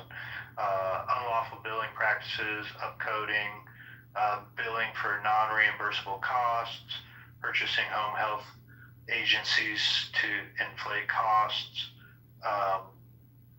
tenant health care, $900 million in 2006, HCA, $631 million in 2003, St. Barnabas Healthcare, $265 million in 2006, Oroville Hospital, $10.25 million in 2024, Harris County Hospital District, $15.5 million. So look, this goes on. And Cape Cod, $24.4 million in 2024. Extendicare Health Services, $10 million in 2016. American Health Foundations, $3.61 million in 2025, and Sod Healthcare, $3 million in 2025. So these are just, these are the things that were found to be illegal. This isn't just waste. This is just straight fraudulent billing that they're billing the federal government. Joe, I'm gonna help you out here. Go look up tenant where the motherfuckers are located at. If we're spending $2 trillion a year that we don't have, we're collecting $5 trillion a year. If we were to drop spending by say $4 trillion and bring us down to literally $3 trillion a year in spending, if we were able to save that $4 trillion a year and with $37 trillion in debt, just do the division. It's possible to turn this around, but we literally have to cut spending by like $4 trillion a year, $3 trillion a year, and we're never going to do it. So we live in a state of deception, fraud, and mismanagement. They will never cut spending. Congress and the Federal Reserve are out to essentially just keep spending. They're never going to stop. Have you seen the charts? And you can go to Grok and ask estimates. What's the national debt and the unfunded debt going to be in 2030, 2035? It's all linear. And that's the way this fiat currency banking industrial cartel runs the show. But shoot up to Joe, you mentioned tenant. They prey on inner cities. Fucking weird. Very much like Planned Parenthood. Folks, I'm done. Yeah, no, it's like there should be as much of a backlash as there is on health insurance, which there should be a massive one. There should also be one against the healthcare providers too, for how this shit works out, bro. Like, I don't know, I could go on and on about this stuff. I'll pass the mic. By the way, Joe, these folks that actually pull this off, is this like a cabal, or is it actually really individuals that are doing this fraudulent behavior? Because that's a lot of money to be just, I guess I'm trying to wrap my head around, they're just everyday people committing this fraud. Is that what this looks like, or is it a ring? Or like, what the hell's going on around here? Well, each case is going to have its own individual merits, so I wouldn't be able to generalize each case. I'm not aware of each case either. But maybe KP understands better how the administrative side. It's the administrative side of some of these health providers. But there's even a larger. They're gonna drain the shit out you. That's all it is. But it's not a group of people though. It's like it's literally just a one person draining the system right now. One person at a time. What is it, KP? We have hold on. Give me a second. Let me get my You can Google the top 10 recipients and which corporations get the biggest cut from Medicare, Medicaid, Cigna, United Healthcare, Aetna, etc. Blue Cross Blue Shield. Oh, it's actually like you're saying the corporations are getting. Absolutely, it's the Fortune 500 of medical industrial complex. All right. They're fucking A. It's your health insurance provider. It's the middleman. It's the broker. These bastards cause a huge problem in the system. They're blocking it. It's a waste of money. The internet didn't solve anything. It's been going on seriously since the 1700s. The same key players that we sitting here and funding because they know they can never fail. Obama We just changed company name. Obamacare was just another spending bill for $800 billion more for the medical industrial complex everywhere. Keep Obamacare, motherfucker! It was just $1 trillion spending bill to give out to so everybody can fucking build health insurance companies. I mean, it's one fucking medical industrial complex of bullshit. It's financial fraud, and it's not real medicine. Me, I done walked in HR and threw my white jacket on the table and said, "Fuck you" several times. I'm done with this shit. If people had personal fitness trainers and dietitians, I mean, what more do you need? All this extra shit is forced down our throats and full of shit. The COVID-19 vaccines was a marketing ploy. My mom says, "Oh, I just went to the community center and the fire department vaccinated me." I'm like, "Mom, what the fuck are you doing?" It's like candy for people. People are stupid. You want free shit? Here's free shit. Well, hold on a second. I mean, one thing that came out of it was breast augmentations. Okay? I'm just saying, at least something good came out of it. Nothing came good out of it. $10-15 trillion in debt. The guy I'm running against here in Illinois, he's been in Congress 10 years. That means he's overseen $20 trillion in debt creation. $20 trillion fucking dollars. You know, I will tell you exactly what Obamacare did. Because at that time, I had the wonderful fortune of having my mother-in-law come live with us. And I needed to provide her health insurance. And so I was looking long and hard at what plans I could get, how much it was going to cost, et cetera, et cetera. And what I found, I looked at the out-of-pocket expenses, I looked at the co-pays, I looked at all of it. Essentially, all of those things, the maximum yearly coverage, the maximum out-of-pocket, the maximum co-pays, that all stayed the same. The only difference I saw that they reduced the price of your primary care and they transferred those costs to the specialist. So where it used to be like $35 to see your regular doctor and $50 to see a specialist, it suddenly went to $25 and the specialist was $100. That was back it. in the days, you went out of district, you had to pay the extra fee. Yeah, exactly. Mm-hmm. That's all. In terms of the insurance companies, nothing changed. The only thing they said is, well, you can't cancel people, and you gotta, there were the few things the kids can stay on till they're 25, whatever it was, however that went. I don't think most people read their insurance policies and see how much bullshit it is. It's just a lot of bullshit. Paperwork and overinflated. What about my cholesterol, Matt?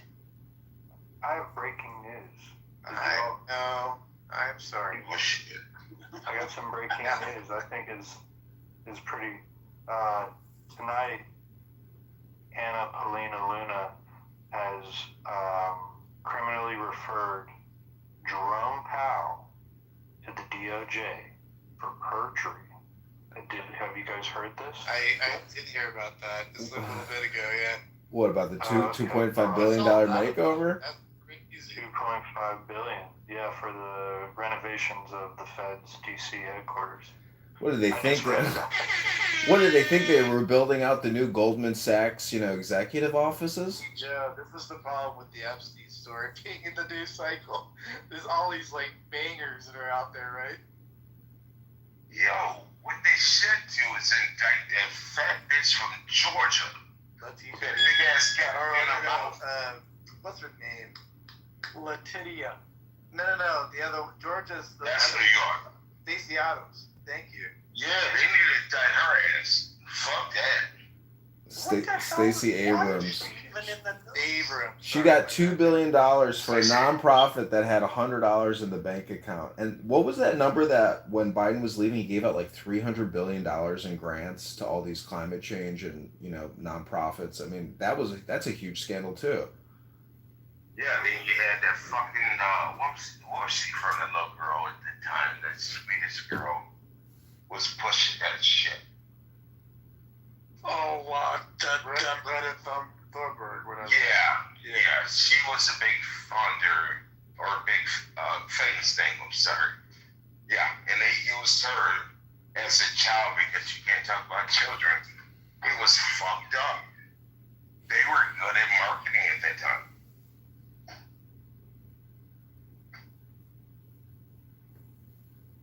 Well, nothing's going to happen to Chairman Powell. Chairman Powell, he was on television. This reporter asks him, is it sustainable? He says he made a Freudian slip. He said it is on an unsustainable. He said it's currently unsustainable. And then he corrected himself. But the point is, he said that we don't give Congress fiscal advice and we don't ask Congress for monetary advice. So if that's the root of the problem, it's a unified system. It's Congress and the Federal Reserve, but we are so far in the trenches of debt at $37 trillion with $100 trillion in unfunded liabilities. I mean, Trump is the guy to fix the situation. They appointed Kennedy to the head of Wall Street as the Security Exchange Commission back when the stock market plunged in 1929, and Franklin Delano Roosevelt said, "It takes a criminal to catch a criminal." It takes somebody with some chutzpah and some business experience to get us out of this finance. Yeah. Are you talking about Bobby Singer? No, I'm talking about Kennedy, the old John F. Kennedy's grandfather, I believe, or his father. He was appointed the head of SEC. But anyways, FDR appointed him because he believed, he was widely accused of doing insider trading and fraudulent type of trading. So, anyways, the point is, Trump is the guy to fix all of this, and I think he will fix all of this. But if Doge has already saved us $600 billion, we have to cut spending by $1 trillion a year. We can't let a Democratic Congress, Democratic senators, or Democratic president continue to plunge us further into debt. And I can't understand why Trump is so hard on Massey and Rand Paul and all these fiscal conservatives and prudent people. They're just giving the money away. It's such a fucking waste. Well, you mentioned Kennedy down with Jack, was the father? Yeah. Yeah, he had way too much bullshit in his history. Bootleggers. I mean, people in America have always ground out a dollar in some innovative way. I mean, look at all this fucking cryptocurrency and the trillions of dollars in market cap in crypto and these fucking millionaires and billionaires who came out of nowhere all because of fucking crypto. And once he had that stroke, it was done. His legacy was done. John and Bobby came up after him once he stroked out. Anyways, it's just American legends. You saw The Godfather, John. Did you see the third one? Though everybody hates it. Yeah, but remember in the first one. The point is, it's the higher up, and what he said was true. What Michael said is true. The higher up you go, the more corruption there is, because there's more money involved. It's my favorite part of the movie when he's telling him, he's like, all my life I wanted to be legit, and I thought if I reached a certain level, everything would be fair. And then he goes, but the higher I went, the more corruption I saw. Yeah. Yeah, but remember what? I always say that, sir, about John and JFK. He had a great mind-blowing experience. Well, remember what Clemenza said to The Godfather? He said, Godfather, in 3 months there will be nothing left for us to build on. What I'm telling you is your grandchildren, these non-existent COVID vaccine babies that will probably never be born, will not experience that American dream, because at $37 trillion, in 1999 and 2000, we were on a great footing. But since 9/11, we have gone absolutely fucking bananas with one scam after the next. And literally, the amount that we have spent on this war and COVID-19, It is so unfucking godly how much we have spent. I don't know why people don't understand how much of a financial crisis this country has created. You understand, if you sleep with a woman, you can pass that shit. It's crazy. Okay, if you're going to tell that JFK joke, KP, I'm going to tell my dead baby jokes, which I'm surprised we used to. Does anybody know dead baby jokes? We used to tell them when we were kids. What's the worst thing about a dead baby underneath 100 other dead babies? A live one crawling out. Yeah, I think what's the worst? It's alive. It's got to eat its way out. Eating its way out. Baby got to eat dead babies. Meanwhile, Victoria can come in here and say, it's women's reproductive health and it's not murder. You're all ridiculous. Yeah, you missed. First you say, first you say, how do you get dead babies into a truck? Then you say with the pitchfork. And then what's worse than a truck full of dead babies? A live one eating his way out there. What smells worse? Victoria's bathroom with 3 cat litter boxes, or an abortion doctor's house? Oh shit! Oh man, it's funny because it's true. And I know, John, you're Jewish. No, my mother's not Jewish. My father is Jewish. My mother's gorgeous. I'm a cashew. Okay. Why didn't your father eat your mom's pussy? Why? It's so close to the gas chamber. Why is sex like a box of Kentucky Fried Chicken? Oh shit. Because after you done with that breast and that thigh, only thing left to do is stick your bone back in that greasy box. How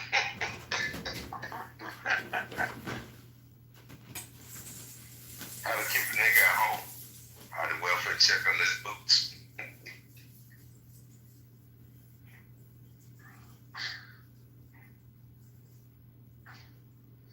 Oh man, these old school jokes, I love them. You know, they say that Bill Gates and Melinda Gates, their divorce was actually a strategic move to protect their assets. Mm-hmm. Yes. Why? Because it separates them. It separates them. If he's brought up on charges and these Epstein files come out, well, she gets to keep half of it. Oh, yeah. The same thing with Bezos when he dipped. His wife dipped, same thing. Well, why the fuck would he marry that woman, that fished out face? He could have had any woman in the world. Why the fuck did he marry that woman? Yeah, now all the plastic surgery she's gotten, like she was reasonably attractive. Now she looks like a freak show.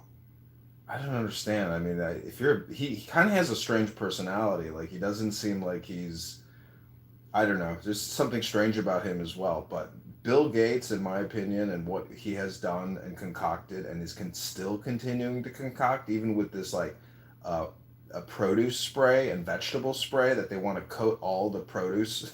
He's like an mRNA obsessed psychopath. He is like mRNA spike protein, smoothies in the morning. He shits spike proteins. This guy is just like an insane chemist psychopath. Well, you heard he wants to vaccinate cows so their farts don't emit as much methane for climate change. Nothing. I'm telling you, nothing. The one thing you can expect and continue to expect is nothing burgers.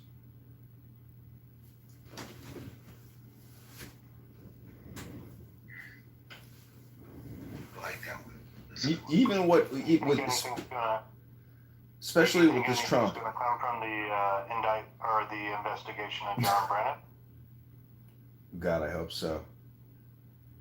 Well, I put it in the link, and I put the link in the chat. There was a convention they have this yearly where the Chief Justice meets with all the Chief Justices of the district courts, and they discuss things like how is the court system? Are you getting bogged down? What kind of, logistical things? And Judge Boasberg, the one who told Trump to turn the plane around midair, there asked the judge, and I'm trying to remember how they said it, but basically there's a memo going around where Boasberg and a number of other judges asked Roberts how they could, they were concerned that Trump would be, that Trump would not obey his rulings once they made their rulings, that he would ignore the courts. And now Roberts said in a kind of fatherly tone, hey, don't worry about it. Trump is very respectful. And on top of that, Trump has obeyed every court order that's come down since he's taken office. But what it shows is first of all, judges are not supposed to be discussing cases with other lawyers or judges. It's against the law. And number two, they are supposed to be, not only are they supposed to be ruling fairly, which they've now expressed, some of them have, like Boasberg, have openly admitted now that they have a bias. But there is a part of the legal doctrine in this country is that a court is supposed to presume that elected officials are following the law. And that there's another legal, Abby should be here, but there's another part of our legal system that says that if there's an action taken by a politician or an elected official, and one can be interpreted as constitutional, but the other can be interpreted as unconstitutional, you should assume that the elected official is acting constitutionally. And these judges now, it's a memo that was some reporter got a hold of it. How, I don't know, but it shows these district court judges have a clear bias against Trump. And what's Roberts appointed on the Bush? Say that again? Was Roberts? He was appointed on the Bush, right? Perhaps, but Roberts isn't the one doing this. No, KP. Roberts isn't the one doing this. It was the lower court judges, the district level judges. Well, not all of them, but some of them. There were like 30 there total. So maybe 10 of these district court judges, obviously from liberal states, sent this memo or to the Chief Justice Roberts saying, gee, gosh darn, we're worried that Trump is going to overthrow is not going to follow the Constitution and ignore our rulings. And Roberts told them, don't worry about it, boys. Don't panic. Everything's okay. And when you look at all of these rulings and filings, Trump has followed every directive, has appealed things. He's following the law. So all of these, this whole narrative that Trump is going to be a dictator, that he's trying to overthrow the Constitution is absolute bullshit on the part of the left.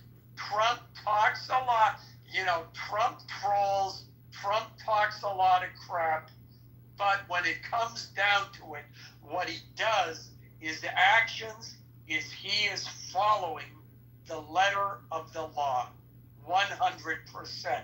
He is not ignoring Alan, any it's rules. these judges that don't obey the Constitution. Absolutely. Absolutely. And that Boasberg judge, you know, the whole thing with whatever that gang member was, not Garcia, but the other one.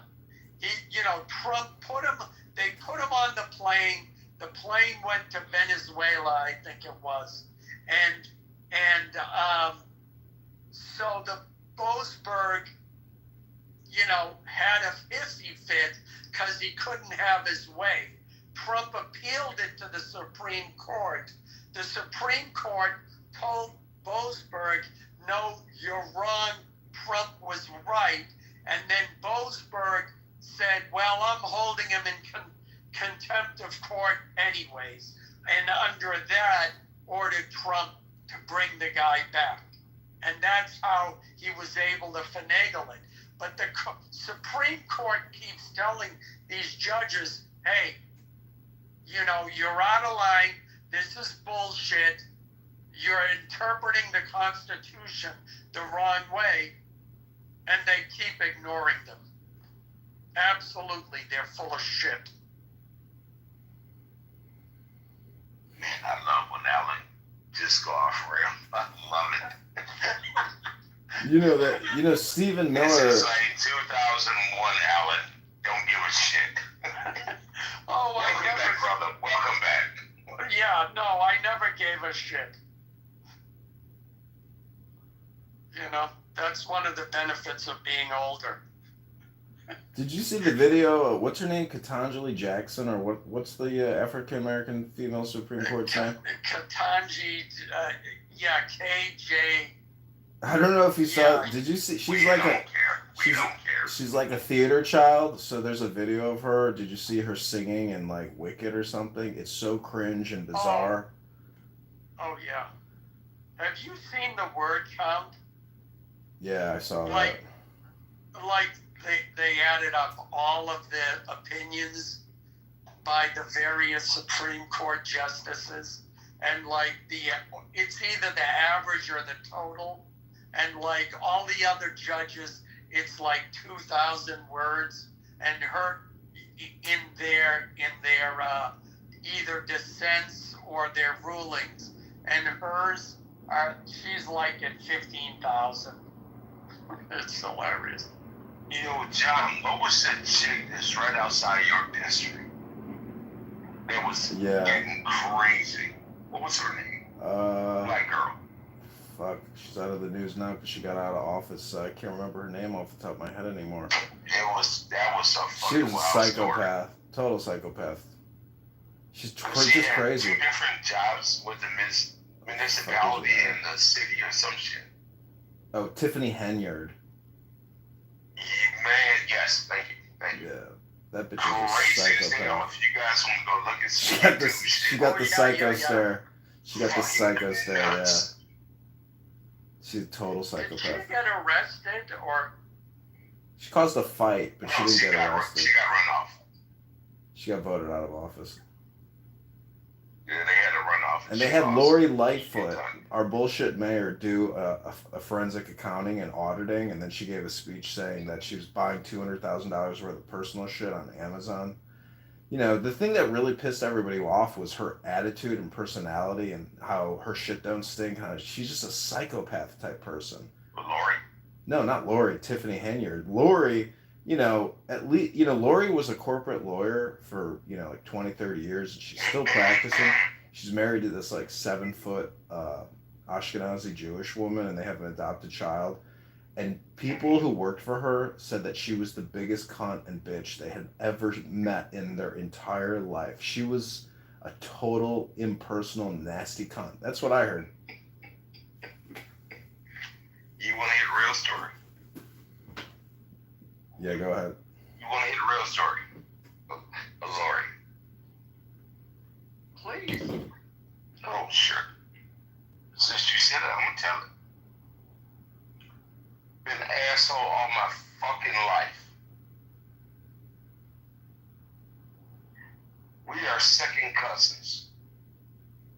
Been an asshole all our lives and been a fucking dyke. Been excommunicado from the family. Absolutely. If you go and look up their lineage, fucking communists like a motherfucker. That's what she does. She's got the other side of line. We don't fuck with her. We don't speak her name at all. We see you, we spit on you. We don't fuck with her. Yeah, Karen. Did you see Karen Bass? She was like a former communist organizer.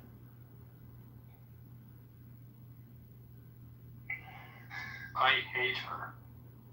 She's another one. I don't know where these people come from and how they keep getting But elected. she used to be a nice looking, when I was young, she was a nice looking lady, but I don't know what demonic force got in her. We just stopped communicating with her. If you go research that whole Lightfoot line, we kicked the motherfuckers out the family tree. Get the fuck out of here.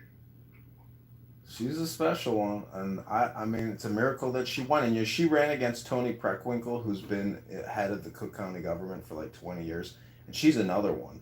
And how these people maintain their power, I think it's election fraud. And why we have Brandon Johnson in Chicago, it's got to be election fraud. If you look at the chart and the overlays, you're like, how are all these people in the South Side voting? I don't think a lot of these people even vote.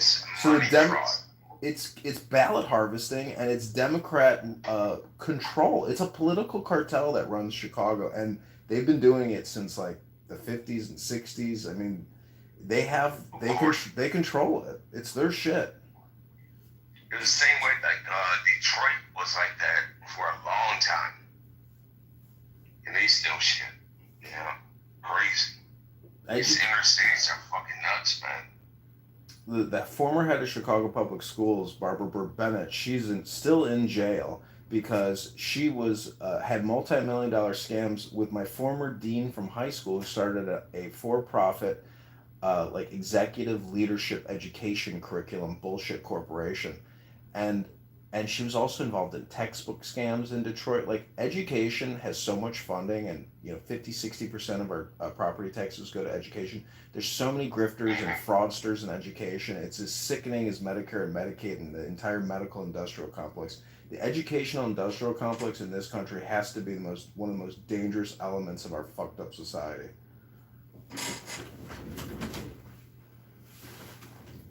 AKA teachers unions.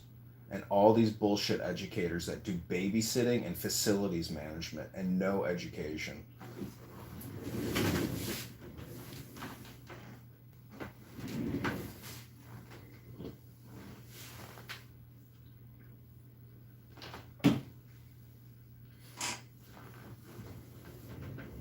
You ever notice how 60 to 80% of the entire population is looking at their phone nonstop wherever they're at? Yeah,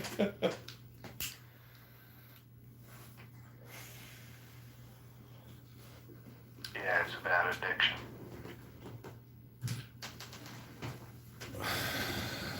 I mean, how are these kids in junior high and high school like ever going to get an education if they're just chronically looking at their cell phone all the time? Like, everybody's brain has got to be cooked. And GPT gonna answer everything for them. It's the future.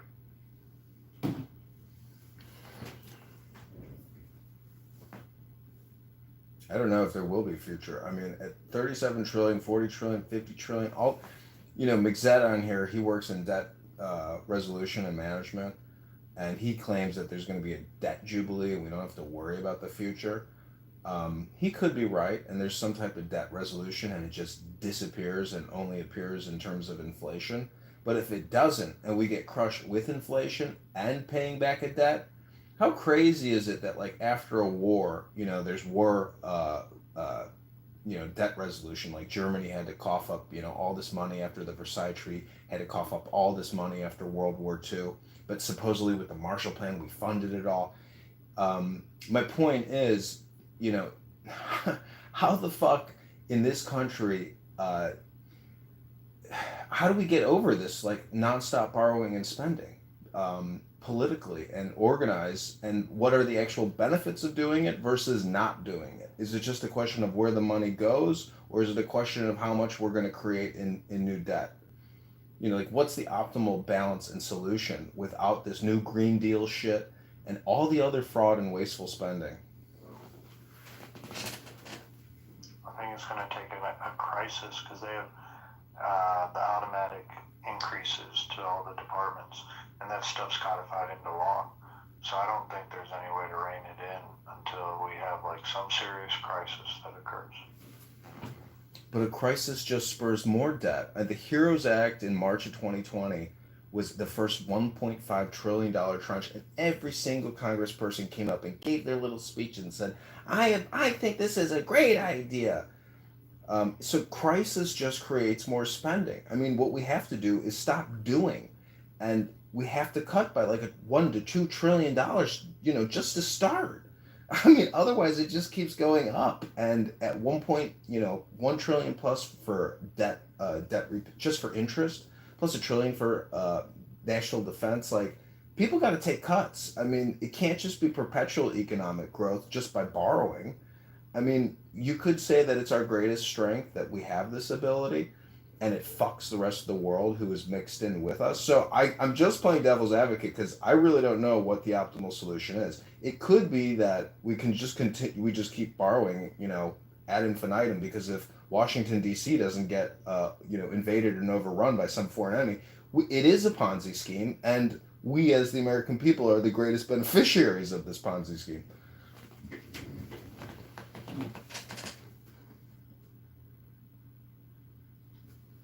Yeah, but the problem is that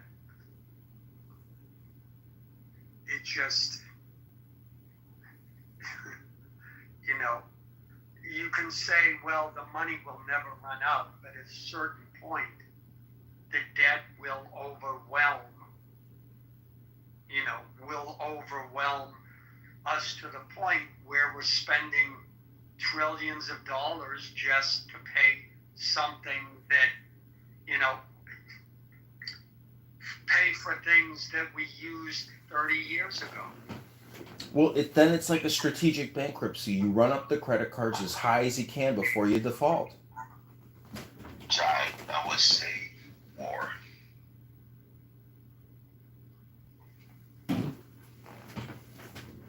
Yeah, you could say war. But if you look at historical precedents, World War I, World War II.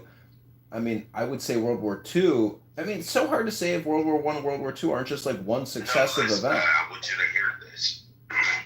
War, everybody forgets about anything.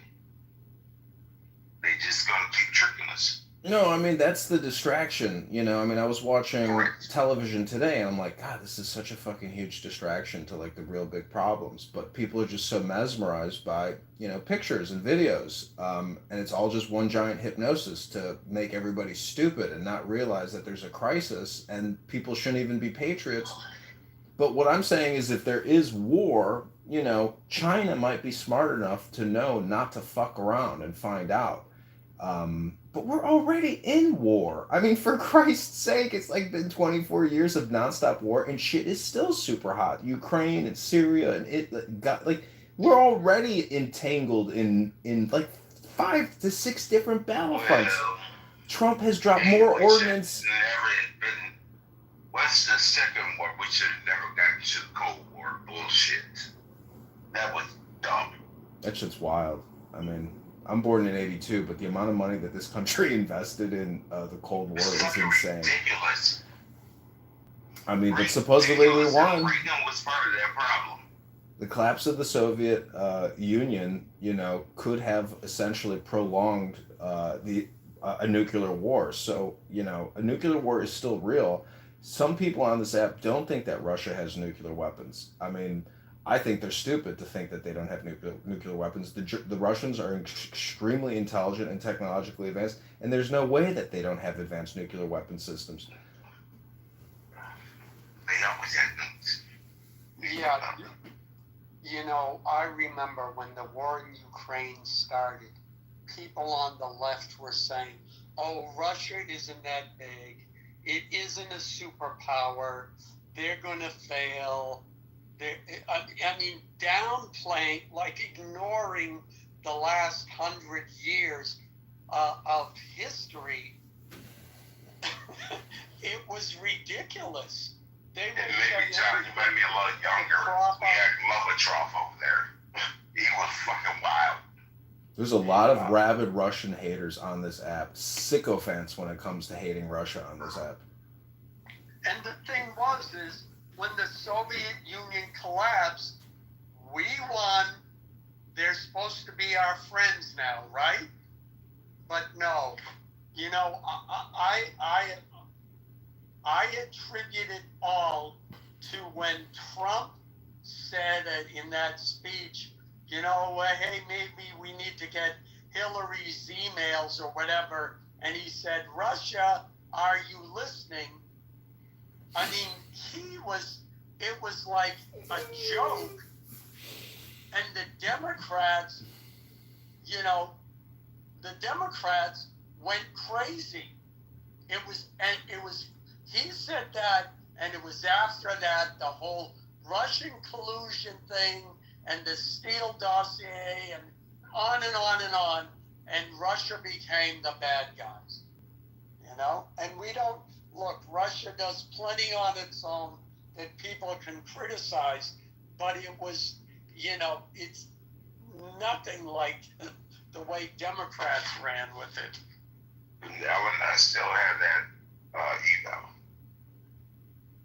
So what? When Hillary got found out, this kid was in the list. Oh. You know, I don't know if you follow Macron at all, but I mean, Europe must be supplying a tremendous amount of weapons and advisors to Ukraine. I mean, this really is like a World War III, but not labeled as a World War III. I mean, it is most definitely a major global conflict that is not going away because Europe, like Trump just said the other day, he's like, I'm amazed at the thirst for war with these European allies and partners of ours. He's like, they blow me away how aggressive they are. So, you know, this whole thing is in many ways about bringing down Putin's government and regime changing Russia. That doesn't seem to be going away. You know, I haven't checked, but there's a website. It's called, and it shows all of the military action going on in Ukraine. And it shows the territory that Russia has, shows where their forces are. It hasn't changed in 2 years at least. I mean, you know, there's no movement, and still they want to spend billions. In the meantime, Ukraine is getting decimated. Yeah, they might have a drone attack in Russia now and again, but no, they should, you know, Trump was correct when he first got into office, you know, but you know, Zelensky was, you know, too stupid to take the deal. He's a dancing gigolo and a comedian and an actor. You're high as a goddamn eagle's ass. You fucked up. Zelensky is the high as shit. He's the problem. He's the problem. I mean, even that Oval Office meeting, that was wonderful. Comedian. That's all you are. He's constantly scratching his nose, doing powders. I mean, the guy is probably the greatest risk to global national security on the planet. I agree with that. And also the hooker from over in Italy. She's sitting there wide-eyed like, this bitch is high as hell, dude. Just sit there and watch it. High as hell. I mean, how is this guy leading the charge against Russia? They don't have open elections. He can't lose his position. He's fully backed by CIA. Did you see the reaction in the Oval Office when Trump said he was going to send weapons? Fucking retarded. What's the current CIA? Ratcliffe? That's the new CIA director. When he said he was getting more weapons, he looked up in the air and was like, thank you, God. And Pete Hegseth was like, you know, just looking coldly, like empty, like, what the fuck? You know, there's a difference between that Pentagon and the CIA. We need to stop doing. Fuck that Iron Dome shit. We don't even have one here in the States. I think that's a waste of money too. But you ask other soldiers and veterans, and they think it's a viable investment. I think it's ridiculous. And when Trump had that love conference, he was walking across the yard. He said, they don't know what the fuck they're doing.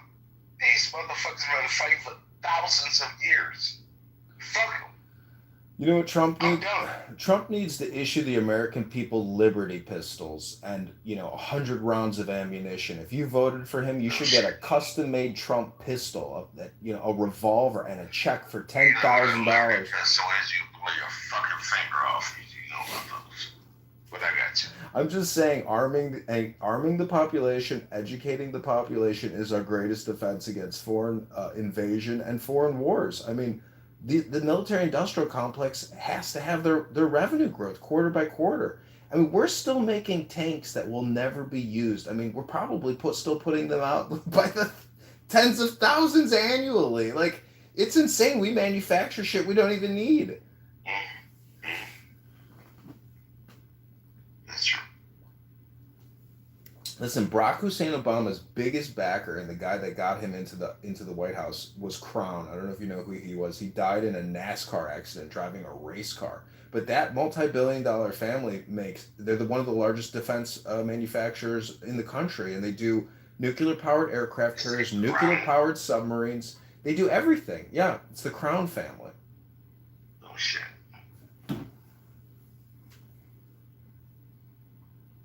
he was already multi-wealthy. It was his father, and but he died tragically in a car accident. That's the problem. You can be a billionaire, but if you're gonna go buy that wine estate in France and you fly a helicopter over and you crash, there goes your billions. Well, his stepfather was very wealthy. Very wealthy. He was Indonesian, and he was a straight killer over there. He took over the fucking government. Very wealthy man. His mother was a fucking Playboy bunny. Fuck around and find out.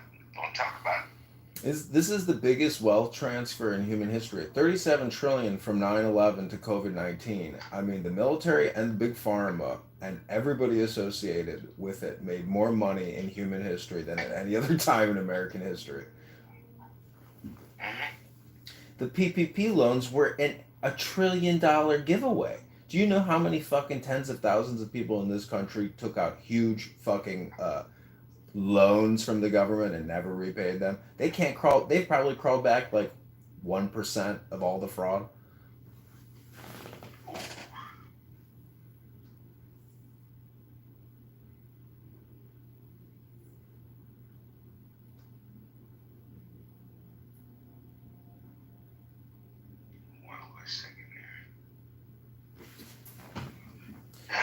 The next battlefront is definitely going to be Syria. It is so crazy because Trump says that these rebels that took over the country were backed by Turkey, but he leaves out Saudi Arabia from that discussion. Meanwhile, the Israelis are bombing the shit out of Syria and attacking these Islamists because now they're worried that there's going to be another Islamist stronghold, to the north of them, and it's going to be even worse than Bashar Assad. But the fact that Bashar Assad got regime changed like overnight in the news, and everybody's just like, wow, fucking unbelievable. Like, can't believe that happened. But, this is the thing about war, is it knows no boundaries and it goes on forever. And I don't know if you saw how the Israelis blew up that federal building or that government building in downtown Damascus. And, the news reporters were like fucking jumping out of their seats because I think they might have been in one of those associated buildings. But, I mean, this war is not ending. And Israel is not afraid to apparently make any type of strike. Like, the attack on Iran, the attack on Syria, like, these things are unbelievable that Israel is even doing these things, and they're not going to stop. So this is like a war that has months and years ahead of it, and that costs a lot of money. And, we're not going to stop spending. But, the Middle East is hot, and Ukraine and Russia is hot, and it's just not going to cool. This is like perpetual war, and it's fucking flabbergasting that it's never gonna stop.